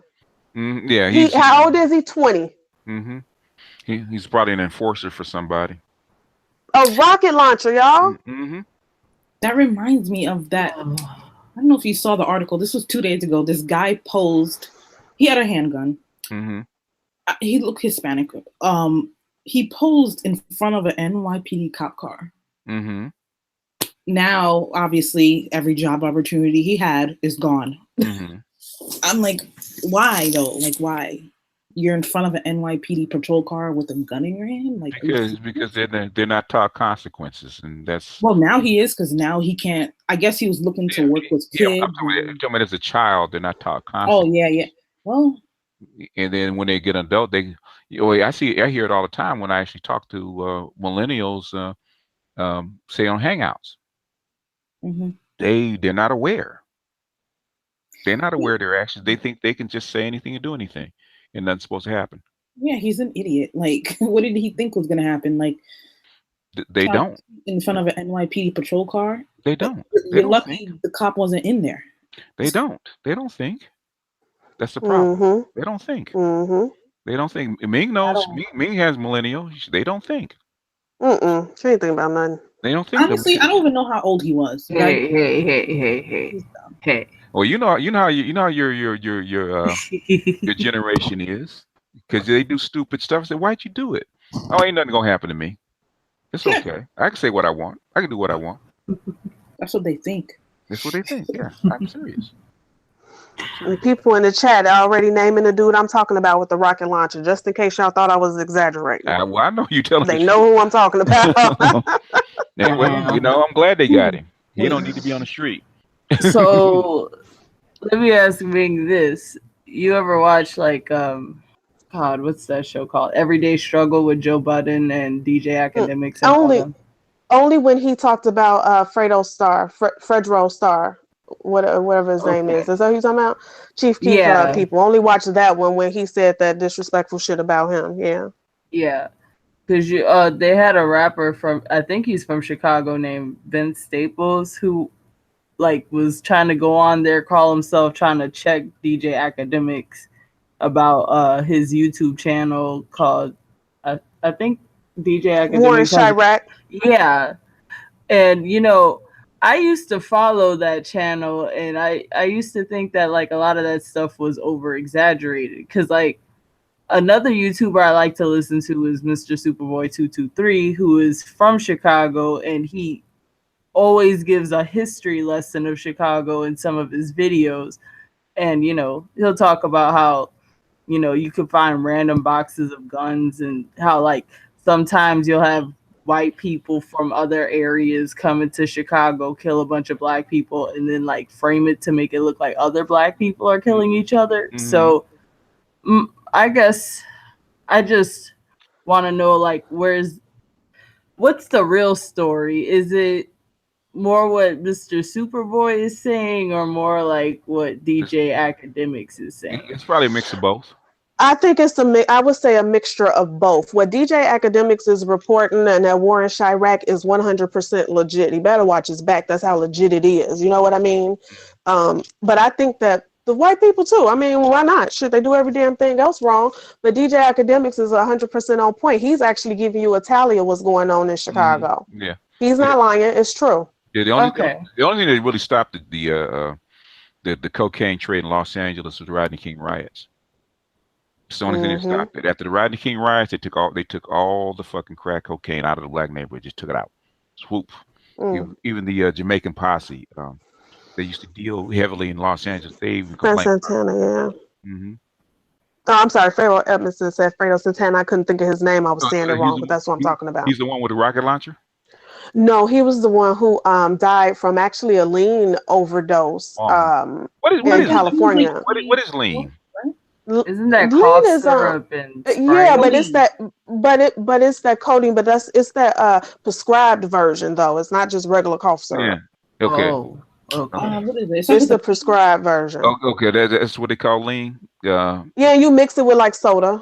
Okay, yeah, I was looking at a guy in Nigeria actually mixing it with Coca-Cola. Yeah, you ever heard of chopped and screwed music from Houston? Yeah. It's kind of like the sound of it is supposed to emulate, like, I guess, lean or when you're what else do they? Yeah, like real slow and kind of fucked up sounding. And that's why they all getting gat. That's why they not on their P's and Q's, because everybody is off lean. So you can't react when the car come around the corner and flip the damn headlights. You two whacked out your mind to even be able to get to the pistol in your waistband. So basically they're doing in the white boys with the opioids, and they're doing in the brothers with lean. With the lean, it's so true. If you guys really want to know, I hate to say it, but go to DJ Academics page. He breaks down everything, the lyrics. He tells you who getting killed, who shot who, based off what he's observing just from the music, just from the culture. And it's true. It's so true that I had to break it down to my friends for a funeral. I'm like, I'm sorry, y'all, but I can't make it. It was on off of 60-something Cottage Grove. And I'm like, hell no. Do y'all not understand that right over there on St. Lawrence is the STL boys, and they into it with Front Street, who down the street right there? That's where Fredo Santana is from. Down into it with them at Old Block over there. They in the fucking, like, they ride around with the on live with their choppers out the window, talking shit, talking about they looking for ops. I'm not getting caught up in that shit. Okay, so they're gonna let them burn themselves out. So basically, they just that's what they're doing. They letting them kill each other. They're kill each other, yeah. And probably every now and then, and probably Chicago cop probably does one in and then plants it and make it look like somebody else, like the LAPD used to do here. Oh, Death Racer said he quit the Chicago stuff though. Yeah, because people was talking about killing him. The DJ Academics, they was talking about getting at him because of the stuff he was saying. Because he disrespecting people's friends because he don't really know what the fuck he talking about. He know what he's talking about, but he don't. Yeah. He think it's funny. He think it's entertainment. He think it's a game when it's not true. You talking about stuff and these people are listening and then they're going back and killing them. Yeah, they're taking it serious. Yeah. Yeah, that's not a game. Not a game. Goofy. DJ Academics, like I could take him or leave him, really. Yeah. Like he putting in what he does too is he brings so much attention to some shit. Example, dude named Crump just got killed on 68th and Morgan a couple days ago.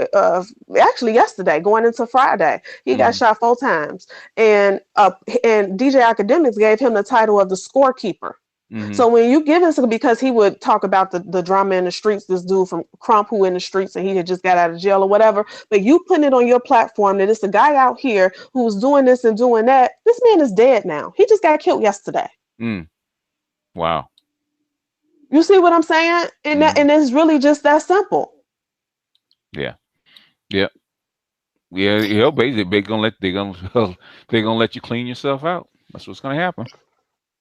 Because I was gonna ask why are black people not leaving Chicago? Like, do they not want to move? Some of them, those there can't, and it's not. I mean the ones who can, or do they just love Chicago and the thing is they move out of those zones. There's certain zones that you don't live in. Just like it's like Los Angeles or certain zones. When the stuff was going on, there's just places you knew not to live. like with Cares, like Crystal and Cares, and where her father actually moved them out of that area into the back into the. What you cooking, baby? She's restless. Y'all can hear me? Yeah, we can hear you. Yes. You wasn't on mute. Not no more. Yeah. You can still hear me? Yes. Yeah, we can hear you. I'll mute you. I got you. I got you. No. That's okay. I can mute it back. Because I'm eating chips and I don't want y'all to. All right, we got you. I got you. But isn't the rent rising over there too? Since they are also trying to do gentrification at some point. You talking about in Chicago? Mm-hmm. I'm not quite certain. I don't know. I'm gonna be honest with you. I don't know. Not till they start reclaiming them vacants, they won't be able to. There's probably a reason that they're not, and that it has more to do with the banks rather than the people. When they actually, when the banks actually finish doing what they're doing, that's probably why they're still allowing drugs run through Chicago, is because the banks. Anytime you have drugs run through any place, the banks actually take a cut because you had to launder the money somewhere. Mm-hmm. So the banks and the cops and all these people actually protect the trade until they're done with it, and then when they're done with it, then they'll come in and clean it up. LA didn't take them that long. Once they decided they were going to clean up the drugs. Man, it was so fast within 3 years, basically. But you got certain kind of people, and all y'all know these type of people who, no matter what goes down, they ain't leaving. Mm-hmm. It don't matter. They're just not leaving. There's always, there's always some, like, I know some people who live in not so good neighborhoods, kids going to not so good schools, but they still don't want to leave. And I'm like, well, you come to the burbs, and I'm not talking about the south suburbs. The south suburbs ain't nothing but the city relocated. I'm like, come, to the suburbs where, these are better school districts, public school education. The cost of living may be a little bit higher, but that's the price you pay for your family. And they just don't want to do it. And they not ignorant people or dumb. They just like their way of life. They like that speed of life, put it that way, that speed. Mm-hmm. So they're not going to leave the city. They're not going to leave that. They feel like they're Teflon. Well, it ain't going to happen to me. I'm good. I don't know. Yeah. I don't know. There are some people, but if it gets bad enough, you'll see flight. But I think the people that are still, most of the people that are still there, they probably can't go anywhere. Can't afford to. Can't afford to. But the Section 8 people, if I was on Section 8, I would be having my stuff in the suburbs. I don't know why you're not taking full advantage of the damn program if you're going to be on it, because you can easily get your voucher moved to the suburbs. Mm-hmm. There's Section 8. Even though I'm in a pretty upscale suburb, there's still Section 8 out here, okay? Mm-hmm. I could Section 8 my condo if I wanted to. As long as I go through the class and meet my certain things with Section 8 you have to have, like the windows have to be this far from the ceiling and, stupid shit like that they make you go through. And then there's some people that can't adapt to a mixed environment. Let's put it that way. And that's also a problem too. They can't adapt to a mixed environment. So they just prefer to stay where they are and deal with what they know. Yeah, because the cops are probably going to be on them worse if they take what they do out to a mixed environment. If you're gonna Section 8 your condo, be very, very careful, because my grandma deals with that. She has property and she, rents it to Section 8 recipients sometimes. And let's just say the last woman got mad at her, and after my grandma put brand new cabinets in that house, she busted out all the fucking cabinets. And she also poured a bunch of shampoo on the what's it called, carpet. So my grandma had to replace carpet and all that. Like, yeah, I don't know. They got some real crazy chicks that be on that sometimes. Now, is it true or is it not true? But I was under the understanding that if a tenant were to damage your property on Section 8, Section 8 will recoup those costs. They probably did. Yeah, I'd have to ask her, but it's still the whole hassle of it, because my grandma be like real sensitive about her stuff. That's why, like, I was even weary about her doing it in the first place, because she's like really sensitive about her property and shit. Yeah. Well, yeah. So she's all like, I can't believe they did this. I can't believe they did this. I'm all like, what do you expect? Yeah, they're Section 8 people. I mean, not to be, mean towards those people. I'm just saying. Well, like when you rent to anybody, really, there's always a risk of somebody messing up. Yeah. When you go under Section 8, then you have to take who they send you. Yeah. Yeah, because the Section 8, it's like Section 8 has to come. The people on Section 8, they get to go look at the property and decide if they want it or not. And you could decide if you want them or not. You don't have to just take them just because you are able to rent out Section 8. But how do you know? Why wouldn't you take them unless you got a reference from the old apartment saying they dogged it out? You don't know. You're just happy to get a damn tenant. Yeah. Yeah, that's true. So, I don't know. Yeah, Edward says exactly. You have to take who they send you, and that's the problem. Yeah. A lot of times you can actually determine it, but the thing is, the group of people that they send you. Yeah. And I only know so much about the Section 8 because I told y'all being in real estate, I dealt with investors who were dealing with Section 8. So I learned through them the parameters and stuff like that, because that's what we would go in with the tape measuring, like, oops, the window ain't what it's supposed to be, or the wall or whatever. Okay, we out. We can't do it. It already don't fit the criteria. Once you're in the program, they put a lot of pressure on you to rent Section 8. And they put a lot and they're of pressure. sticklers too. They're real sticklers about the environment in which they put their tenants in, quite honestly. Yeah, because they can be sued. Mm-hmm.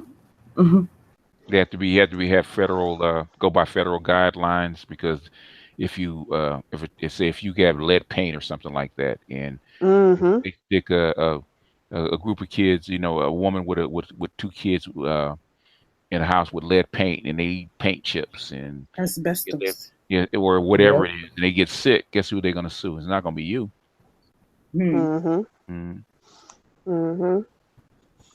That happened to my friend. She sued the landlord and everyone, and I mean, obviously she won the settlement. So. Yeah, it's a hustle. It's a hustle. All right. Well, it wasn't a Section 8. I think it was just one of those. A lot of New York landlords are very, sloppy, and they don't really care. They don't want to do maintenance on anything. They just want to hike it up and whatever. Even though now the government, New York government has their little, you must have your heat at X temperature in the winter, or you call in for that landlord. And so. Yeah. Edward said it's hard to hustle because it's hard to get Section 8. He ain't lying. Them wait lists be like 3-4 years. Sometimes. Now it really is. It's almost damn near impossible now. Now that Trump's in, if you're not already in, you'll probably be died before you get Section 8. So for real, you probably die because it's so tough now. So that's what A.L. and I were talking about when he said he's doing this program, like this housing program. They have the lottos in New York for apartments. I heard the wait list was like 5 years for those lottos. Yeah, they do that in Chicago too, the lottos. Yeah, I can't imagine. A lot of subsidized housing too you can get. Yeah, apartment or house too, right? Yeah, no one. They interview you and never call you back. Developers have to, most cities, developers have to have so many units of low rent housing. Yeah, but then they interview you, and after the interview, you're waiting for another, God knows how many years. Yeah, that's like especially in New York. Yeah, any big city. LA is the same way. Well, LA is becoming like that because the homeless problem is becoming so bad that it's they can't find. Well, hell, they don't have enough space for all these people, and every time they think they do, then some yuppies come in from the Midwest or from up north, and they move in and they drive the price of the rents up. So it's now they, I think they're, I don't know how many units short in Los Angeles now. I remember I was laughing because my mother she's looking at the news. They were talking about. Remember I played that video about those white folks living up by the river in Anaheim. Yeah. And then I think right after the video surfaced, maybe a month later, they came in and cleaned them all out. And they put them up in hotels, but now the hotels don't want them anymore. So now they got to find a place to put those people. Yeah, it's gonna be rough. And this is just the start, and it's just starting to break. Wait, man, next year's gonna be even worse. Have they started sending out those food boxes, or are people just making up shit? Okay. I thought they were doing it. No, they were, but the thing is it was more like an experiment where they actually to see if it would work, right? If it would work, yeah. Okay. Yeah, it's not. They haven't widely implemented the plan yet. It's just they're trying it out. It's a trial, pretty much. No, it was for real. There was a food box, and I think it got clowned so much that they kind of stopped the program. They shoved it back under the bed. They got clowned. So yeah. On Facebook, they got clowned so bad. Yeah. Yeah, I saw it on Facebook. It was funny. Yeah. It kind of reminds me of when older people go. I forget where they go, but they get the commodities where they get the cheese and at the food banks. Food banks, yeah. Because my grandparents would go there, and my grandma would use the cheese to make macaroni and cheese for church and sell it. I heard that. Yeah. By any means necessary. Well, they found out that a lot of the Asians would do that. Use their food stamps and food banks, and then they would go sell what they had to actually go into their cousins or their relatives. A Chinese restaurant and actually sell the food to them. Right. I heard they would take their food stamps and buy certain things in bulk and then sell this stuff in their own stores. They would do that too, yeah. Yeah. I would be shocked. Did you see the article I gave you about Rachel? Rachel, which one? Dolezal. Yeah. 15. What is it? $9,000. They're gonna harass her over 9,000. Come on now. Well, no, she was making 9,000 off of it. Off of it. Okay. Yeah. Yeah. She did the fraud, the welfare fraud. And she knows that. Well, she's black. Well, she truly is black. Wait, is she this time? I saw her little documentary on Netflix. I was expecting her children to be kind of light skinned or something. I was she likes black men. Isn't her husband dark skinned? But she's white. She's never dated a white man. But she's white. Yeah, but she's white. Yeah, but she's never had sex with a white man. She's always had black men. Oh. But I think she's married twice. Both of her husbands have been black. No, she wants to be a black woman. Well, yeah, if I remember correctly, because I remember seeing something about her, and I remember she has like a bunch of adopted black brothers. Yes, and I'm sure that these white families that adopt black people, it's because they feel really sorry for us. Oh, you poor unfortunate black person, and whatever. And that's how they would be showering them and giving them extra love and attention, all the things that she, I'm sure, was craving. But I'm sure they told her, like, look at how blessed and lucky you are to have been born, white and in our family. And so I think that it was just a matter of that thing in her psyche snapped. She wanted to be black because black was special. Black was going to get showered with praise and love and a bunch of things that she was lacking from her parents. I don't know. That's what. Plus missionaries, right? The way her lips, if you look at her lips, you look at her nose, and you look the way she's built. She wouldn't do very well as a white woman. True. Oh, real talk, she does look better as a black woman. She does. She fits more of a black standard of beauty than she does a white.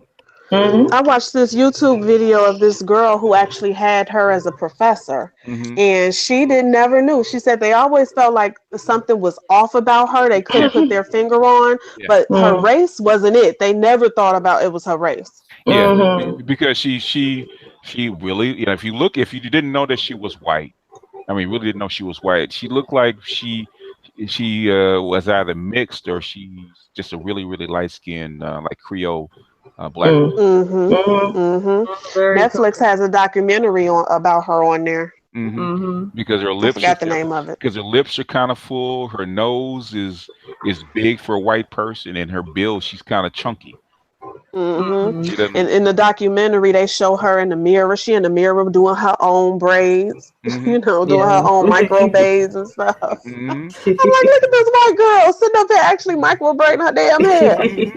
Yeah, she used to teach it. She used to teach hair, how to black hair in seminars. Wow. Yeah. Well, look at her now. So How many years she get in jail? Nah, it ain't I gonna remember a lot of people were comparing her to what's his name, Bruce Jenner. They were like, how can Bruce Jenner be a woman, but y'all won't believe her is black?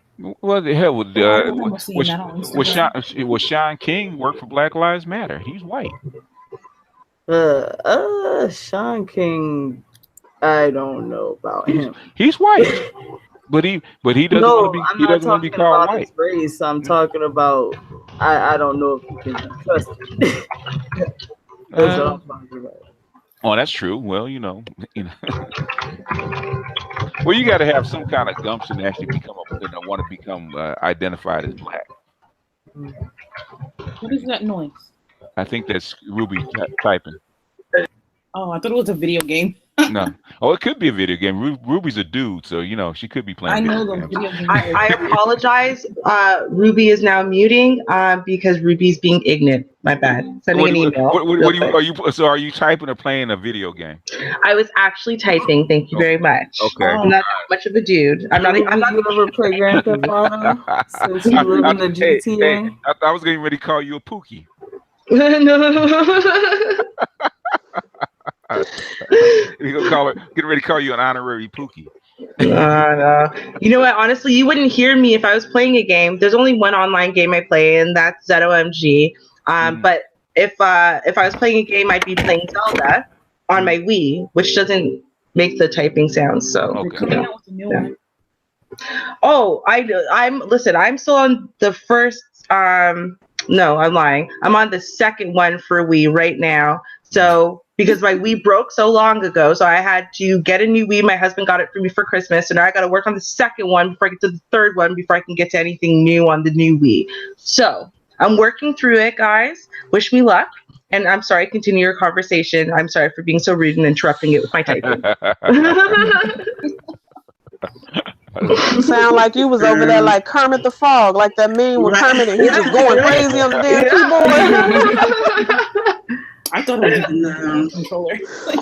I think I'm about the worst one on this panel with a game backlog. My game backlog is crazy.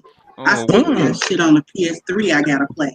And I got all this stuff on Xbox I gotta play. My backlog is ridiculous. I'm never gonna play. I'm never gonna get through these games. I want to, but it's not gonna happen. I'm still working on Gears of War 2. This is horrible. Man, I stick to one franchise, and that's the Grand Theft Auto people. I don't play nothing else. Me too. I play Grand Theft on Auto. Nintendo. Yep. That's Man, it. I gotta get that new Red Dead Redemption. So they're coming out with Red Dead Redemption 2. I got 1, and now I gotta get 2, which is only coming out in October. And everybody say Fortnite is good, but I don't know about Fortnite. Because, see, I get mad too fast. I have game rage, like road rage. It's too bad. Hey, y'all in the chat room, is Fortnite real good or not? Everybody's saying it's Fortnite. Everybody's saying Fortnite's good. All I know is when I was a child, I used to beat my brother in Tekken all the time. And he broke the PS2. He broke the PS2, and my mom whooped both our asses. I said, this ain't fair. I said, this is not fair. I did not hit that PS2. He slapped it on the damn TV. Because Tekken will give you that rage, and Mortal Kombat will give you that rage. Yeah. Mortal Kombat will give you a big time rage. Like I was really threatening to throw my controller into the television, like I wanted to damage both things. And I was like, you know what? If you do that, your ass is ass out and booty loose, because you ain't gonna buy another one. Stick your ass down and turn it off. Oh my God! I can't remember the last game I played. Been so long. It was Tekken 4, Sick Diggy. Tekken 4.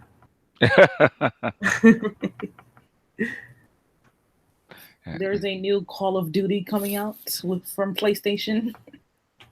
Oh, I forgot. It's Black Ops something. Is it Black Ops 4? Something like that. I'd have to check with my gamers. I don't play Call of Duty, so I don't know. Yeah, well, Call of Duty is one of the longest running. I know. I hate Call of Duty. I've hated it since its inception. Really? Why? Yes, it's just not my game. It always played stupid for me. The controls were stupid. It's like, okay, why is it so? Because it's actually built for a computer, for the PC, and they kind of ported it to the gaming console, so it wasn't built ground up for a. But they need to port it back. Well, it's always been on both, but Call of Duty originally started out as a PC game, just like Doom. Oh my goodness! I'm putting the chat. Mr. Meach, go ahead and hook that PS3 up, because you know what I've been wanting to play, because I don't have a PS4. I refuse to buy it because there's only one game that I would play, and that's God of War. So I'm not gonna buy a console for one game. So I just go back to the PS3, hook up God of War 1, 2, 3, Ascension. I don't have the other one, Ghost of Sparta. But go ahead, hook it up. You know you want to get it on. You know you want to get your game. I was obsessed with Doom and Earthworm Jim. Have you played that game, BVS? Earthworm Jim? Earthworm Jim? That's an old one. Oh my God, that's old. Earthworm Jim. That's an old Sega. I haven't even heard of that. I played Earthworm. I played Earthworm Jim when before the actual gaming consoles came out. It used to be you had to go to the arcade to play it. That's how mine was on Earthworm the Jim is. Excuse me? Mine was on the computer. Yeah, Earthworm Jim is really old. It's actually old there before the actual consoles actually came out. I know. Yeah, that's all I did. God. Computer lab. That's all I did. Wow. So Doom and Earthworm. Eli in the chat room. Be quiet. Oh no. I can't believe you said that. Anyways. Yeah, they got. I mean, the gaming industry is blown up so much. They may actually make more money than the movie industry. They make much. You get a game will make $5 billion for a game. So actually, all the people that actually in special effects that used to be in the movie industry went over to the gaming industry. You know what's funny is oh God, for Grand Theft Auto 5, they had CJ's cousin from Grand Theft Auto San Andreas playing Franklin. They had a guy from Breaking Bad play Trevor, and they had Aunt Viv play freaking Franklin's aunt. And they all look just like the characters. Oh, like the characters. Yeah, so the dark-skinned Aunt Viv looks like Franklin's aunt, and she's like this staunch feminist in the game, and like they're doing stupid shit like stretching muscles or something. I forgot what the heck they were doing. He walks into the house and they're all screaming and doing some weird exercise on the floor, and he's all like, "What the fuck is going on?" I said that character looks so familiar though, and it was Aunt Viv.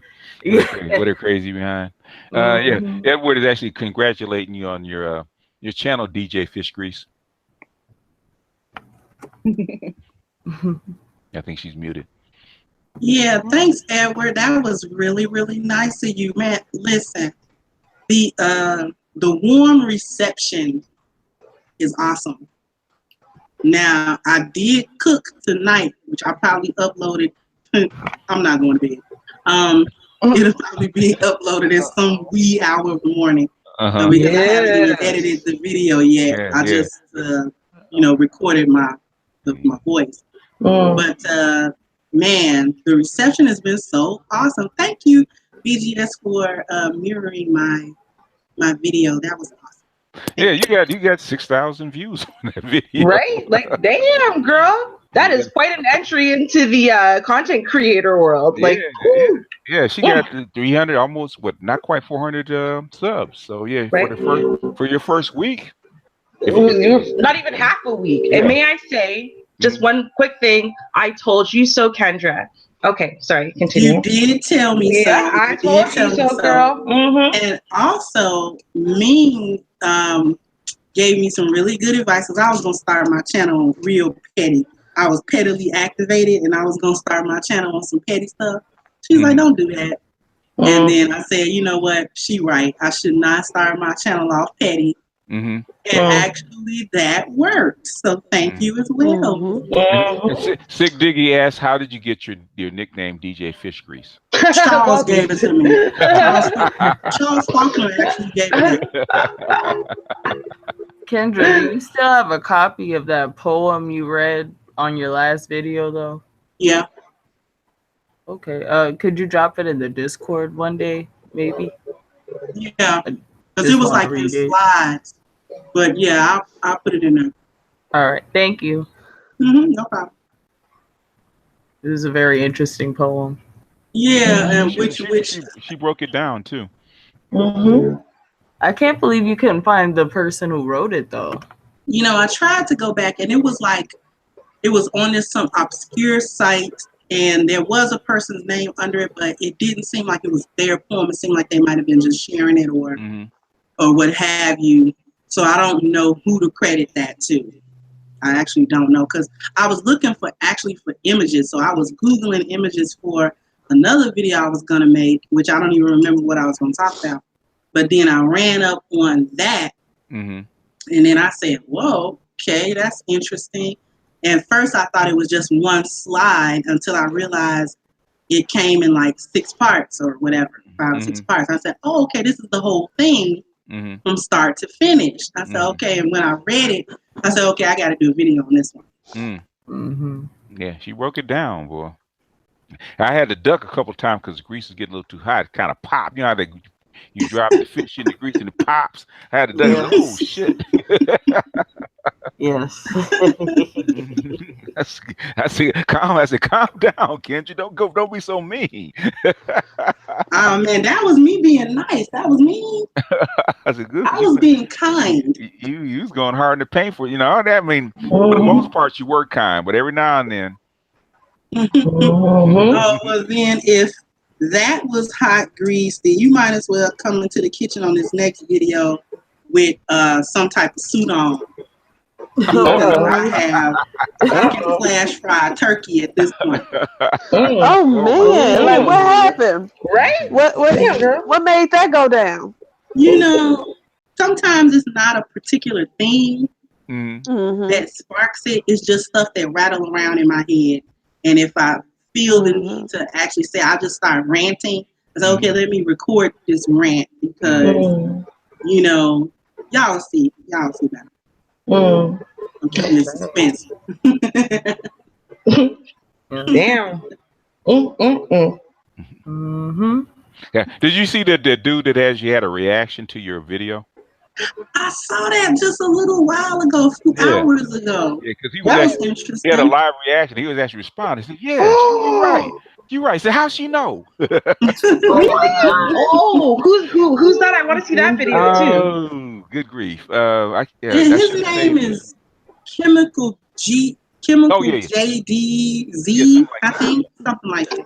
Yeah, Chemical JDZ, something like that. And so what did he say? Was it a good video? So he was sitting in the car. Yeah, he was sitting in the car vibing to it. Had a reaction, actually, a vibing to it. And he said, because he said, I'm listening to this for the first time. He said it started kind of slow, and then he started. I don't know what he was smoking, whether it's a cigarette or a blunt. I don't know what he was smoking, but he started nodding his head. He said, "Yeah." He said, "Yeah." He started responding. He wanted to testify. Oh man, that's awesome. Yeah, right. Yeah, Kendra, I played it for my husband. Yeah, I play him snippets of your videos with my husband. What is that? I'm curious. He enjoyed it, and from there we started talking about other stuff. But he enjoyed it. Okay, that's really did. Yeah. He's on point. I said I heard a few. I've heard a few of the BGS isms in there. I said, oh, okay, she took notes. Well, I learned. I listen and I learned. Yeah, I'm not especially afraid with to that. say that I learned very well about the myth of white womanhood. Very well. No, and basically it took me a long time to figure that out. It was always something. I said, and one day I said, oh shit. You know how the light goes on, oh shit. Well, Kendra, I will tell you this. He did also say, he was like, so when you gonna get started? That's what he said. Oh, Thank you. Amen. He challenged you, did he mean? Hallelujah. I got a plan. Okay, I have a plan to be dropping a video the second week of July. Oh, man. Good. Okay. You're next on my list. I can't wait. Right? The unicorn's going on in the attack, huh? I'm just saying, listen, Kendra and Ming were on my list. And so Kendra's down. Listen, Ming, now you have all my attention until you start your channel. Just so you know. The beauty, I think, of us is that everybody is approaching it from a different perspective. Yes. You know what I mean? Or a different way. You know, Kendra is head on. I want to work with a demographic of women to help them be better women, you know, in terms of their life skills and things like that. Which is needed, you know, in terms of relationships and parenting, health, and, you know, beauty, just all of those things, financial literacy, you know, regular literacy, like talking about some of those things that we face. And, you know, Ruby has it from a psychological bend, you know, a psychology aspect of it. And it's like, and you know, Char, we working on her too. Let's not forget Char. Oh yeah, I didn't forget Char. Don't you worry. And we'll come for Kat's last. You know, we're gonna come for Kat's last. She's gonna hide in the shadows for a little while longer. Don't worry, we got you though, Kat. Okay. So it's like if we are linking up together, it's like we're covering it all. Exactly. You know what I mean? Like we're covering it all. Exactly. And that, I think that is the most wonderful thing, because we're kind of starting a different, almost like sector of Black female YouTube. And again, like, it's like because no one is being repetitive, we're not in competition with each other. Like, well, I want to do that message better than Kendra, or, you know, whatever. Ming's not like, oh, I'm going to outdo Ruby. Like, it's not about that. It's about, there's all these different perspectives that need to be covered from the female perspective. And each one of us happens to be amazing at, you know, at this one thing, and that's what we want to do. That's where our passion is, and that's what we do on the panels now already. And it's like, that's what we're going to bring to our channels. And it's like, we're starting this sector, and it's going to have a wide base of a bunch of different things already. Now come in here, don't try to be repetitive. You know, if another woman wants to come and join in, great. Don't try to be repetitive, don't try to outdo it. Just come and bring your voice. Come and bring what you can actually bring to the table to, you know, help us speak to, you know, our community, to our women, to our men, to inform people and let them know, so that way we can all kind of grow together. Like, I think this is amazing. I'm so excited. You have no idea. And one thing, and one difference, because Edward said, replace these Sin G's, Chrissy's, Brooklyn Booze, and Crazy Bitter Chicks. One thing that they lack is solutions. I'm solution oriented. I want to help you. I want to give you tangibles. I want to give you life skills that you'll be able to pass down. I've been through so much shit and nobody told me nothing. I learned it on my own and in the streets. And if I could pay it forward and give you a leg up, or some hope, you know what I'm saying? That your situation doesn't have to be dreadful. Or if you're on Section 8 and you got 3 baby daddies, honey, it don't end there. Let me show you how to work the benefits you're getting so that you can get the fuck up off of them and do something for yourself. That's the type of conversations I want to have. We're solution oriented. Right. Yep. And so you know, I'm a sorority girl. We break you down to build you up. That's the way I come. You know, with these other ladies, it kind of just seems like a lot of their motivations are monetarily motivated. It is. Yeah. That's why I jumped on. Make a bunch of money shitting on Black women or Black men. Or Black men. Right. Yeah, that's what I was telling Karazen. Said, I don't care if you make money. I don't care if you find white men for these women. But I said, make better women out of them. Don't just shit on men and collect their money and not help them. Right. Even if you're gonna shit on us, at least get something positive out of it. That's all I'm saying. If you're gonna have them, you're gonna take money from them, at least try to help them. You know, in her own kind of twisted way, she actually tried. That's good. I mean, I worry about the kind of help she can give, but but you know what? That's the thing, right? Is that women like that with messages like that, I don't feel like you can actually help, because your message in and of itself is so toxic that it's literally kind of blocking you off. If you walk around with this mentality like, forget black men because there's no good ones, go find you a white man. So that means you're going to overlook every good black man you walk by because this chick up here told you there are no good ones. Like, I mean, it's just at the end of the day, I don't see how that's going to be a productive mentality for any woman to pick up. Well, if there were white men to take them and they knew how to actually fit into the white collective, I would have no problem with it, but they don't. You just can't say, been, in the hood or dealing with black men and the black community for your whole life, and you're like your late 20s, early 30s, and walk in and think you're going to just all of a sudden absorb yourself into the white community. It don't happen that way. Right. All the black women I know that are successfully married white men grew up in mixed communities or went to white schools. True. And they were already pre-adapted before they found their white man. Well, and that's the thing, it's a socialization. Like, socialization, yeah. If you are socialized, right? I mean, I still don't understand how you can be socialized and want to, but that's not the point. The point is, if you are socialized in schools and neighborhoods and whatever, where you're interacting with, a variety of races, not just black folk, and then you're like, oh, I happen to like this one and I happen to fall for him or whatever it is. That's one thing. But I guess that's what my issue is. My issue is that's not what they're saying. What they're saying is black men ain't shit, basically. So bypass all of them, ignore all of them, and go for another race. Which in and of itself is almost saying like all black men ain't shit and all white men are awesome. So basically what these women are going to do is go get themselves just fucking anyone who will take them. Who cares who it is? And he's going to might treat her like shit, might do anything to her, might look at her whatever ways. And she doesn't care because, Kerosene just told her that, this is good treatment. And since he's white, it must be. Right? Like it's just that. There's very few sisters that'll go over there on their white side and take that shit. I'm gonna tell you right now, ain't gonna happen. And then I'll tell you another thing, Ruby. Out of all of that stuff that they say, the one thing that they never say is, let me just step back and take a look at, what am I doing?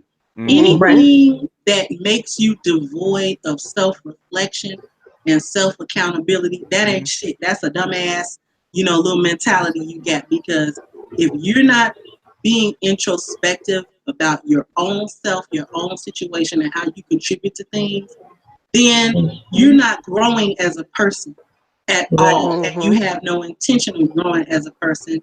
You don't get to jump from a black man to a white man. Wherever you go, there you are. Right. Yeah. Well, I want to know where the testimonies are. I still haven't heard about those. Right? All the books signed and everything else, and the thousands of people on these channels. Where are the testimonies? That's what I want to see. Yeah. Right.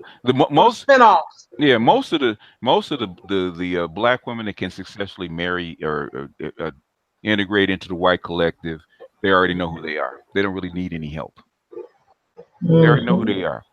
But to sell it to black women as an alternative, and you haven't trained them to actually do it, because I listened to her videos. They said, you ain't told them word one. I said, if it were me, and I'm saying I'm going to go out and train black women to date white men, I said, first thing you need to do, if you've never been around white people, is go get yourself a bunch of white girlfriends. First thing you do. Because if you sit around them long enough, they will actually show you how to interact with white men. Right. Oh, but that means change. Them girls, them sisters ain't gonna do none of that. Don't be crazy. That's too much work. Change? Oh no. I feel that. Yeah. Now, in other words, what can we say to make black men change so we can get them the way that we want them? Good luck with that. Yeah, well, they've been trying for years, and good luck. They've been trying for years, but you should go talk to your grandmother instead of Kerosene. She can tell you. Right. Trust and believe. Mom, because my mother's 80 years old and my aunt, she's 78. Okay. And I have old aunts older than that. And trust and believe, they were no pushovers. They were no But you know pushovers. what, Edward, to what you were saying, Weavy Wonder and them and the crew, they're not gonna come over here. You know, they hide behind everybody is a beta male coon, and that's why. You know, that's the reason why there's not worthy to be, spoken with or debated with or anything. They would never come to this type of platform to speak with any of us because the stupid rhetoric is so easily blown off. And I'm not a good debater. I'm not even a good debater. Like, I don't have awesome debate skills. But the truth is the truth. I'm just going to tell the truth. And if they come over here, which they won't do, I wanted, speaking of getting on a hangout, when you first dropped that response video to Weavzilla, and then the Weavy Minion came into the comment section and was acting out, I wanted you to do an impromptu hangout so bad. I was just like trying to send the vibes through the computer. I'm like, oh my God, please let him do an impromptu hangout. I will be the first one in line. They're not gonna come on. Of course not. Well, I'm not too sure I want any of them to come over here because last time we just got into it with one of these chicks, she made a video calling us stupid. So fuck her and all her followers. How about that? See, I'm not a debater myself, but what I do, I ask questions. You can go ahead and talk 5-10 minutes, say all your little talking points. And when you get through talking, I want to know how's that working for you. Answer that question. Is that degree laying next to you on the pillow? Keeping you warm at night, giving you all those nice big cuddles you so crave. Did it take you out? Does it call you? Does it text you? She called me. She could call me a beta male cool all she wants. My ex is dark as the ace of spades. I have a dark daughter, and I got 2 dark grandsons. Okay, I've been with black women all my life. I had kids by black women. Where I haven't seen her with a black man in all her pictures. Where's her receipts? All I've ever seen her with is white men. What are your receipts? But I'm a coon. I've only seen it with white people, like on that Model Mayhem page or whatever she had, and like every picture she had with other people was white people. I didn't see her was standing next to even a light skinned person, just like nobody. Yeah, everyone was white, like cake white. Been here. You said not even a light skinned person. Not even a light skinned person. Yeah, you want to no, like those cake white, been here for 15 generations, white people like that. And those are the people she chilled with. But she's on here now with a message for black women based on what all of her experience with black women and what they need. Well, I'm saying she's talking about black men. He said you haven't even shown proof that you've been with one. But that's what I'm saying. She's talking about black men, but in the what we need as black women. The fuck do you know what other black women need besides you? You don't. So far as I can see, the only black women she speaks to are the ones who come to her channel. So and my question is, if that's what you need, are you getting it? There's my question. How is it working for you? So you can talk all day.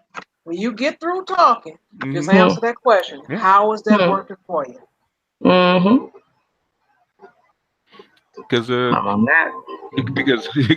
when guys come on my channel, they know what the fuck I'm talking about. Like what's his name last week? He was talking about his wife. And I start telling him you start telling me the story. I said, well, keep it real. I said, wasn't you doing this? Wasn't you doing that? He said, man, how you know? Oh man. I said, that's a nigga because I lived your life already. How do you think I know? I know because I lived your life already. I'm an older version of you. That's all. I said, I'm not going to tell you something I haven't been through. How can I sit in a circle of women? Because I've sat in circles of women all my life. So I'm comfortable with talking to you guys and being real with you guys. And I could call you guys out on your bullshit when you're not being real because, wait a minute. Now, I've been around too many women. What you telling me don't add up. Give me the real. And you know, it also depends on when you last had a man. That makes a difference too, because things kind of change. So if you're still trying to, or you're doing something new, and you're trying to get something older, or whatever, you know, vice versa, that's not going to work for you anyway. Yeah. Yeah. But these women, these Weavezillas, they're not interested in doing nothing but get some super chats and amens and come back next week. Yeah. But you know what, Char? She's already been described as a disgruntled bedouin. So I think that sums it up pretty much the way it should be. I mean, a disgruntled bedouin. I was dead and inspired when that was said. I was like, okay, I'm done with that. That was the funniest roast that I heard in quite a while, because it was pretty much on point. It was LBVS. You know what I'm saying? Yeah, like he laughing, but it's kind of serious. Yeah. Well, he'd been saving all those up for a long time because she's so you know, and plus he knows that she's not in the community because even though he's not really in the conscious community, he's in LA and he's interviewed all the people and basically all they have to make one phone call. Have you heard of this shit? And they'll say no. Well, who is she? And they'll listen to her and say, well, she ain't for real. And she's not for real. She knows it. She's not for real. You know. Because how can you be with that sort of rhetoric? Where are you going without the other half of your race if you in such a struggle against white supremacy? It doesn't even make sense. Only on YouTube can you preach anti-white supremacy with a weave and Facebook full of white men. Come on. Only on Facebook. You can't show up into no Black Power meeting or any conscious community meeting with a weave on your head. My sisters will chase you out of that building. Come on, Kendra. You know you've been in the you've been on that side. You know how it is. If Weavezilla comes walking up in your meeting talking to anti-white supremacy, the women would check her. You know the women would be on her like the women would check her. Like white on rice. Like white on rice. That's like I'm gonna know she ain't for real.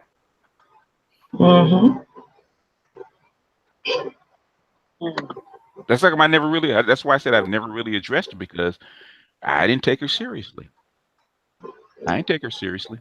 I don't really think she takes herself seriously. I mean, like honestly, like I can't. She looks plastic to me. Like everything from her hair to her face to like that chick. Her eyes stay wide, like in that deadpan deer in a headlight stare. They stay like that for hours. It's like a magic trick. I'm not sure how she does it. One way or the other, though, I would assume that those eyes and that resting bitch face she has is the reason any problem she has with men.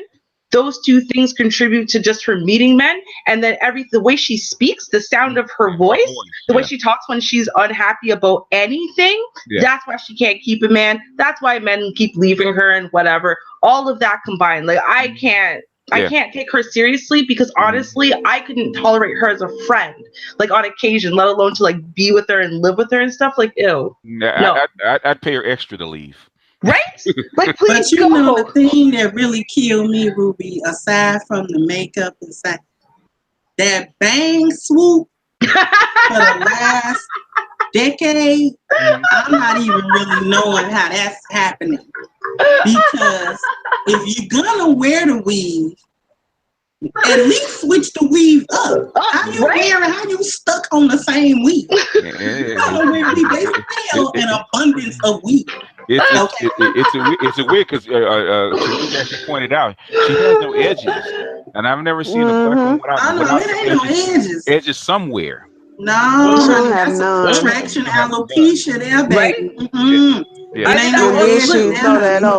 she should never put that scarf around her head with no hair. That is the worst look ever. Got that bald head, small head. That's what I'm saying. Don't do that. I don't think that's what I'm saying. When he said she probably doesn't have any hair, now I went back and I thought about it. She really doesn't have any hair because I her shit is bald like a cue ball. Yeah, it's gone. You mean as a baby's ass. Hell, man. I still don't give a shit at all. I don't feel sorry for her. Listen, at the end of the day, she could be bald from something like, I don't know, some medical condition, whatever. Although she's been doing this for so long that I doubt it's something that's like deadly. Like, if anything, it's like an alopecia or whatever. Yeah. Now, I think one of two things happened to her for real. She has traction alopecia, like all the other chicks who overwear wigs and weaves and don't take care of their hair. Or she's been gluing down the edges of them wigs for so long that has messed up her hair, and it's literally damaged the follicles there and whatever.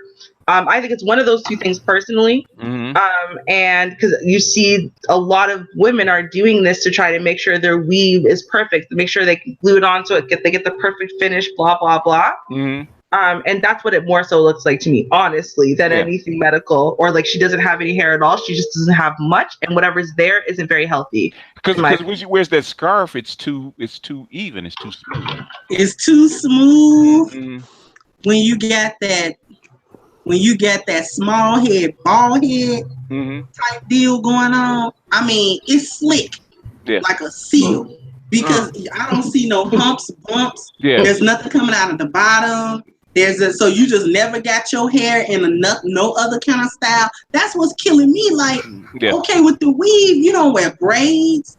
She don't wear twists. There's no other kind of weave. Like, okay, you bald and you only wear weave. Okay, I got you. So why not another style of wig? You stay rocking that display model $20 synthetic wig, and then you know it's not even human hair because it's so damn shiny. Y'all know what I'm talking about when you go in the beauty supply store and that shit be glossy with the light hitting and it a little bit.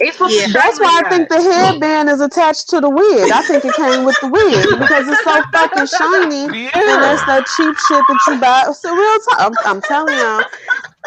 She's so bald though, her shit fell out from the roots, which means it's something going on internal. She's so bald. Yeah, it's something internal. Because her roots are gone. Because she didn't have any eyebrows at all. Everything's painted on. Well, if she is sick, I still can't feel that much bad for her because of how she makes her money. She could have started a video game channel, a cooking channel, a channel about unicorns, anything. I mean, or she could just shut the fuck up and get better. How about that? Yeah, that too. I just felt bad when he said when I went in, you know, even though like I said, I don't take back anything that I've said. I said the way I went in on it, I just felt bad when I said, "Oh, let's see, she might really be sick." Okay. No, BGS, you just a sweetheart. There's no way that you should even feel bad at all. As a matter of fact, if it wasn't such an issue of your channel like getting into trouble, I would just roast real bad right now because even if she has some type of issue where the hair is gone or there's an illness, you're being so negative, it can't go back, because just focus on getting better and whatever's going on in your life. You know what I'm saying? Why are you letting that make you so bitter that you gotta get on YouTube and act out? You basically acting out. And Tariq basically he might have hit the nail on the head, which is why the anger was so much. You know what I'm saying? Because if it's not nothing to it, then you kind of blow that off. But if something might be to it, but again, even if something is to it, you put yourself out there. You know what I'm saying? You're being hateful, basically. So you get back what you put out. Yeah. Exactly. Cass, can you really picture her voice telling you how to cook? She'll be worse than Julia Childs. I couldn't even imagine that voice trying to tell me to do something. Her voice is horrible. It is horrible. But you know what? It gets worse because she literally, the louder she wants to get or the more irritated she gets, she intentionally goes up into that nasal octaves. She doesn't start at the beginning. She starts, I still find her really irritating at the beginning, but I'm saying it starts better at the beginning. And then she gets like, and then, you know what the thing is, right? Because these black men and white supremacy, and you're like, oh my God, shut up, right? That's why I just said, shut up and go get better, because her voice is horrible. I couldn't even do a response video with her voice on there because it's so screechy. But see, like I just posted in the chat thing for us here. There's a picture of Cynthia G from like, you know, before she was completely plastic. And you can see like she's just, I think at the end of the day, you can see that she had edges just fine. She's got really narrow eyebrows, and the eyebrows are the reason that like because they're so small, she likes that painted on look. But it's not because she has no eyebrows at all. A lot of chicks do have, you know, they choose to what's it called, to like draw them on, I guess, basically. Yeah, because her hair, it looks like her real hair in that picture.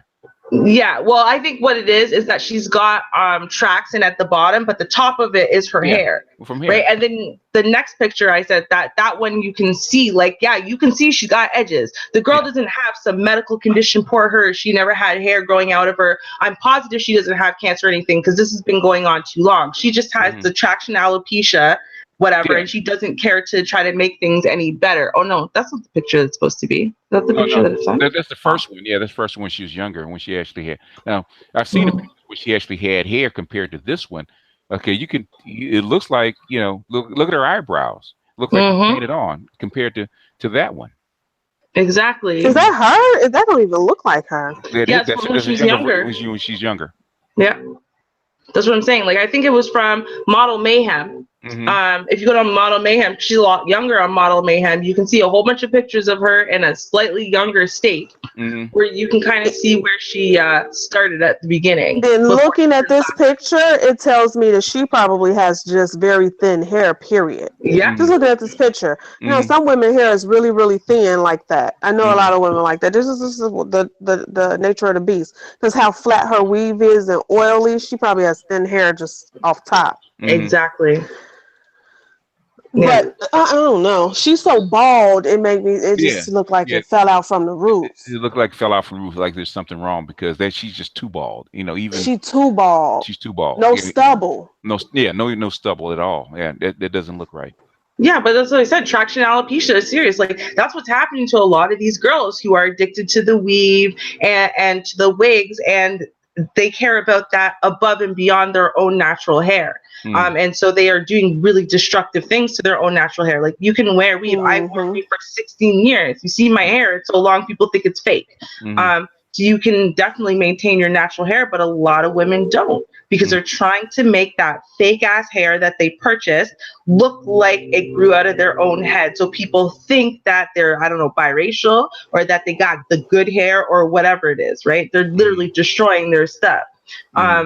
So the way that I'm seeing this here is she's just one of them. So she's one of the millions of women who have this issue. She's not like someone to feel pitied. She's someone who should be sitting up there right now and telling these girls what they should not be doing to themselves because this is what she did and these were the effects and it was terrible for her. That's what she should be up here doing instead of talking about the foolishness she does.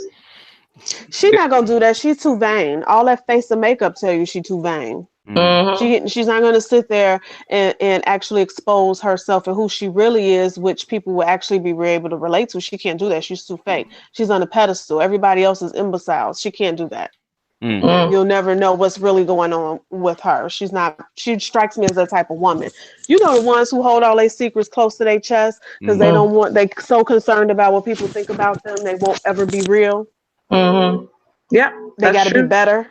She's a nice looking lady, so she might have had a big run-in when she was younger with men, and she just got taken advantage of, possibly. I don't know. Yeah, she was nice looking when she was younger. I mean, well, shit, judging from them pictures and others, you got that from Model Mayhem, and we've seen other pictures of her. She out here selling fruit cocktail, so no wonder you got fucking issues. Look at what you presenting. I mean, real talk. You're asking for the dregs of society to come sniffing around your goddamn door because you're selling ass, and now you mad. Right, and now you're mad. Now you're mad. Yeah. It's kind of hard to deal on that side of the on that side of the fence and not look down on men. Really hard. You know, that's true. That if you're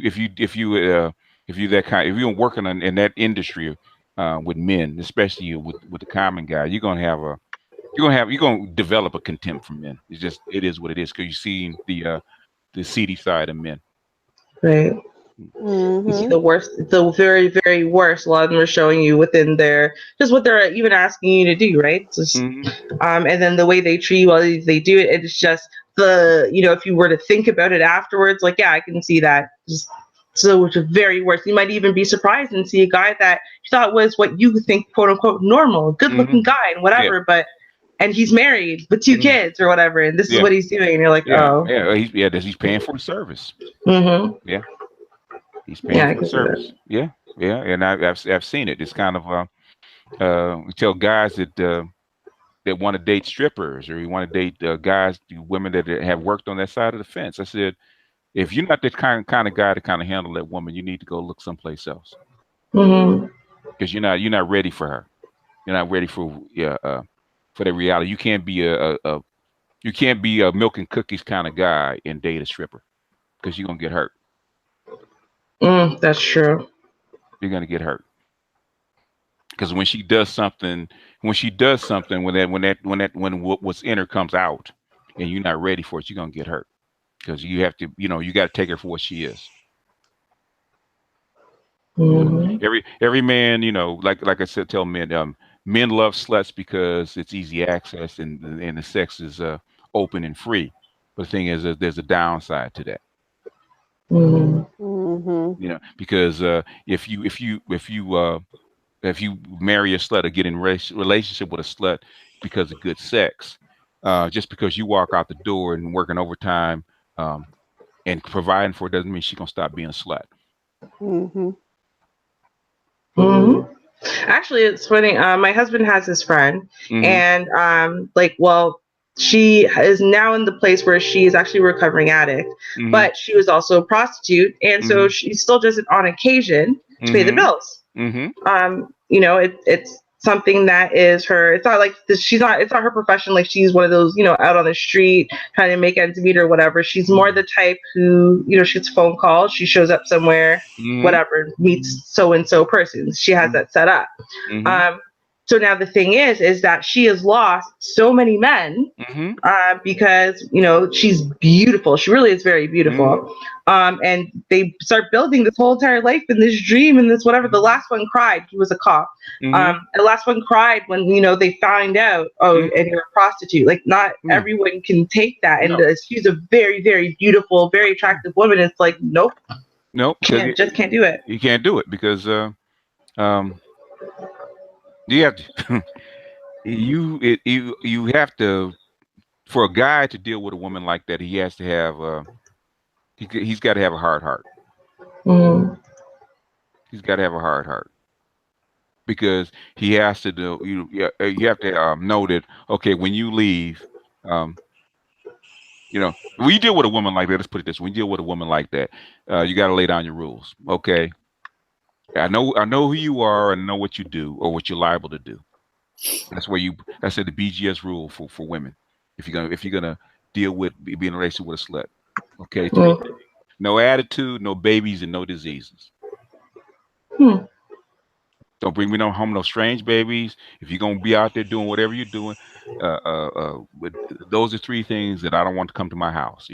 And this, second thing is respect my house, respect me. Don't have niggas calling my house. Don't have them showing up. Don't have, whatever you do away from home, I don't want to know about it. When you here, you with me, you're doing what I tell you to do. Outside, when I walk out this door, I'm not gonna even think about you. Don't let me walk in this door and somebody's, you got somebody over here. Respect the house. If you're gonna do it. And whatever she does, she does. Just like a dude, like a woman that marries a dude and know that he's a ladies' man. You know that nigga's a ladies' man. He ain't just gonna reform because you laid it on him and he put a ring on your finger. So yeah, go ahead. No, my question would be, because I'm not gonna say like every man, but a lot of men are ladies' men, quote unquote, or at least a little bit more, sow your wild oats. 50-50. Right? Or like sow your wild, a lot, right? That's a lot. You want to know the truth? You want to know the truth or what? Well, no, I'm not going to ask the number. I'm just saying, Okay. I know it's a Okay. lot. Whatever the number is, I know it's a lot. Now, the thing is, right, whereas when you say, like, you can't turn a hoe into a housewife, right? But here's the thing. When it comes to men, you know, you can, well, I can't turn a ladies' man into a husband per se, but a ladies' man can turn into a husband. So from that, now my question would be, can a hoe turn herself into a housewife? Yeah, she you know can. what I mean? Before you. She can. But the thing is, that takes a transformation. You know? Okay. Just like a reformed pimp. I think Rosebud, when he said he decided he wanted to be married, he said he gave up pimping because he said he was done. Right. And he said, "Do you cheat on your wife?" He said, "No. Why? Why would I be married just to cheat on my wife?" Right. In other words, he made an internal decision that he was done with it, and everybody can't do that. Everybody can't do it. And a lot of people get married way before they get to the point they can actually make that decision. Okay. There's a lot of when I was younger, we saw young girls get married and say, "Okay, we can wait, you know, before we try her again. She's gonna get married. We'll wait a year and try her again." I don't know. Like, I've always thought it was an interesting concept just because it seems as though, and I'm like, you know, it seems as though a man can be with a woman and literally while he's with the woman be like, you know what? She's it, and kind of put it all away and you know, move forward. But it seems as though you don't see the opposite being true. A woman can be let's keep it 100. Let's keep it 100. Okay. Right? A man, when a man is faithful, that means he will be 90% faithful. In other words, 95% of the time, he's going to be faithful. He's going to go to work, come home, be with his woman, blah, blah, blah. He's not going to be, have very seldom seen any man, you know, any married man, 100% faithful. Okay. Where he just, okay, I hung up my condoms and this is it. Okay. Especially the younger they are, the less likelihood it is. And I've seen it so many times. And what you, and on the other aspect, I've seen basically the same thing for women. The thing is, do they respect the house enough to where it doesn't affect your married life or home life? And that's, I tell them, you know, I'm honest with dudes. I'm saying, you know, can you find a woman that's not going to cheat on you? I said, that can be, I said, you can cut down the odds, but to eliminate it 100%, I said, I can't. I said, I haven't seen it. You know, maybe I'm too jaundiced and maybe I'm too disgruntled about that because I've seen it so many times. And women that I thought would never cheat were so into their husband, had such a good home life, would never cheat. We're cheating? Shit, yeah. Now, I guess my question would be this, because I think that there seems to be different like levels of cheating. So of course. There seems to be the type of cheating that has to do with like I'm unhappy at home or I'm mad at my husband or whatever those cases are, right? But then there seems to be the kind of cheating where my husband just isn't enough. I want to stay with him because I love him and I want to keep our family together and I want to, you know, keep, you know, for the kids and for me because I love my husband, but I need something else. So I got to go get that something else so that way I can come here and be that same loving, devoted, supportive wife that my husband has expected of me in the past 20 years. Like there seems to be those like different reasons for cheating. And I'm not saying that the latter is like a noble reason for cheating or anything. But I'm just saying that it just seems there is that. But from what I've seen is mostly is on both sides, you run into somebody that develops an itch that you need to scratch. In other words, wait, say that again? In other words, there's always, you know, I don't care who you are, how faithful you are, how faithful you think that you are. There's always one person that if you run into that person, you're going to fall. There's always one person. I don't care who you are, how faithful you are, how devout you are. There's always one person that has your number. So, like, does this have to be someone from your past, or can it be someone new? Because it would 9 times out of 10, if it's somebody from your past, you've kind of dealt with it. But it's always usually somebody new. It's just random shit. You look in his eyes, he looks in yours, and basically, if I keep looking at this dude, I'm going to fall. Okay. There's always one. And hopefully if you're devoted to your husband or devoted to your wife, you never meet that person. But if you're in a big city, the odds of that are kind of slim. So I'm saying is you want it to be relative. And basically, my uncle who just died, who as far as being a man and raising his family and being a devoted husband, man, he would be the epitome of what I thought about being a devoted husband. He was married for 50 some odd years. He sent all his children to graduated from college. He raised 5 kids. He also raised 4 grandkids, and he was with my aunt. They got married. I think they were teenagers when they got married, and they were married till the day they just died. At the age of 79. Wow. At 79, he would have been 80 this year, damn near 80 years old. But he was married to her for damn near 60 years. Wow. And I had never heard anything, before. I think it was like they were here earlier in the year, and my aunt was telling me some stories, and I said, my uncle?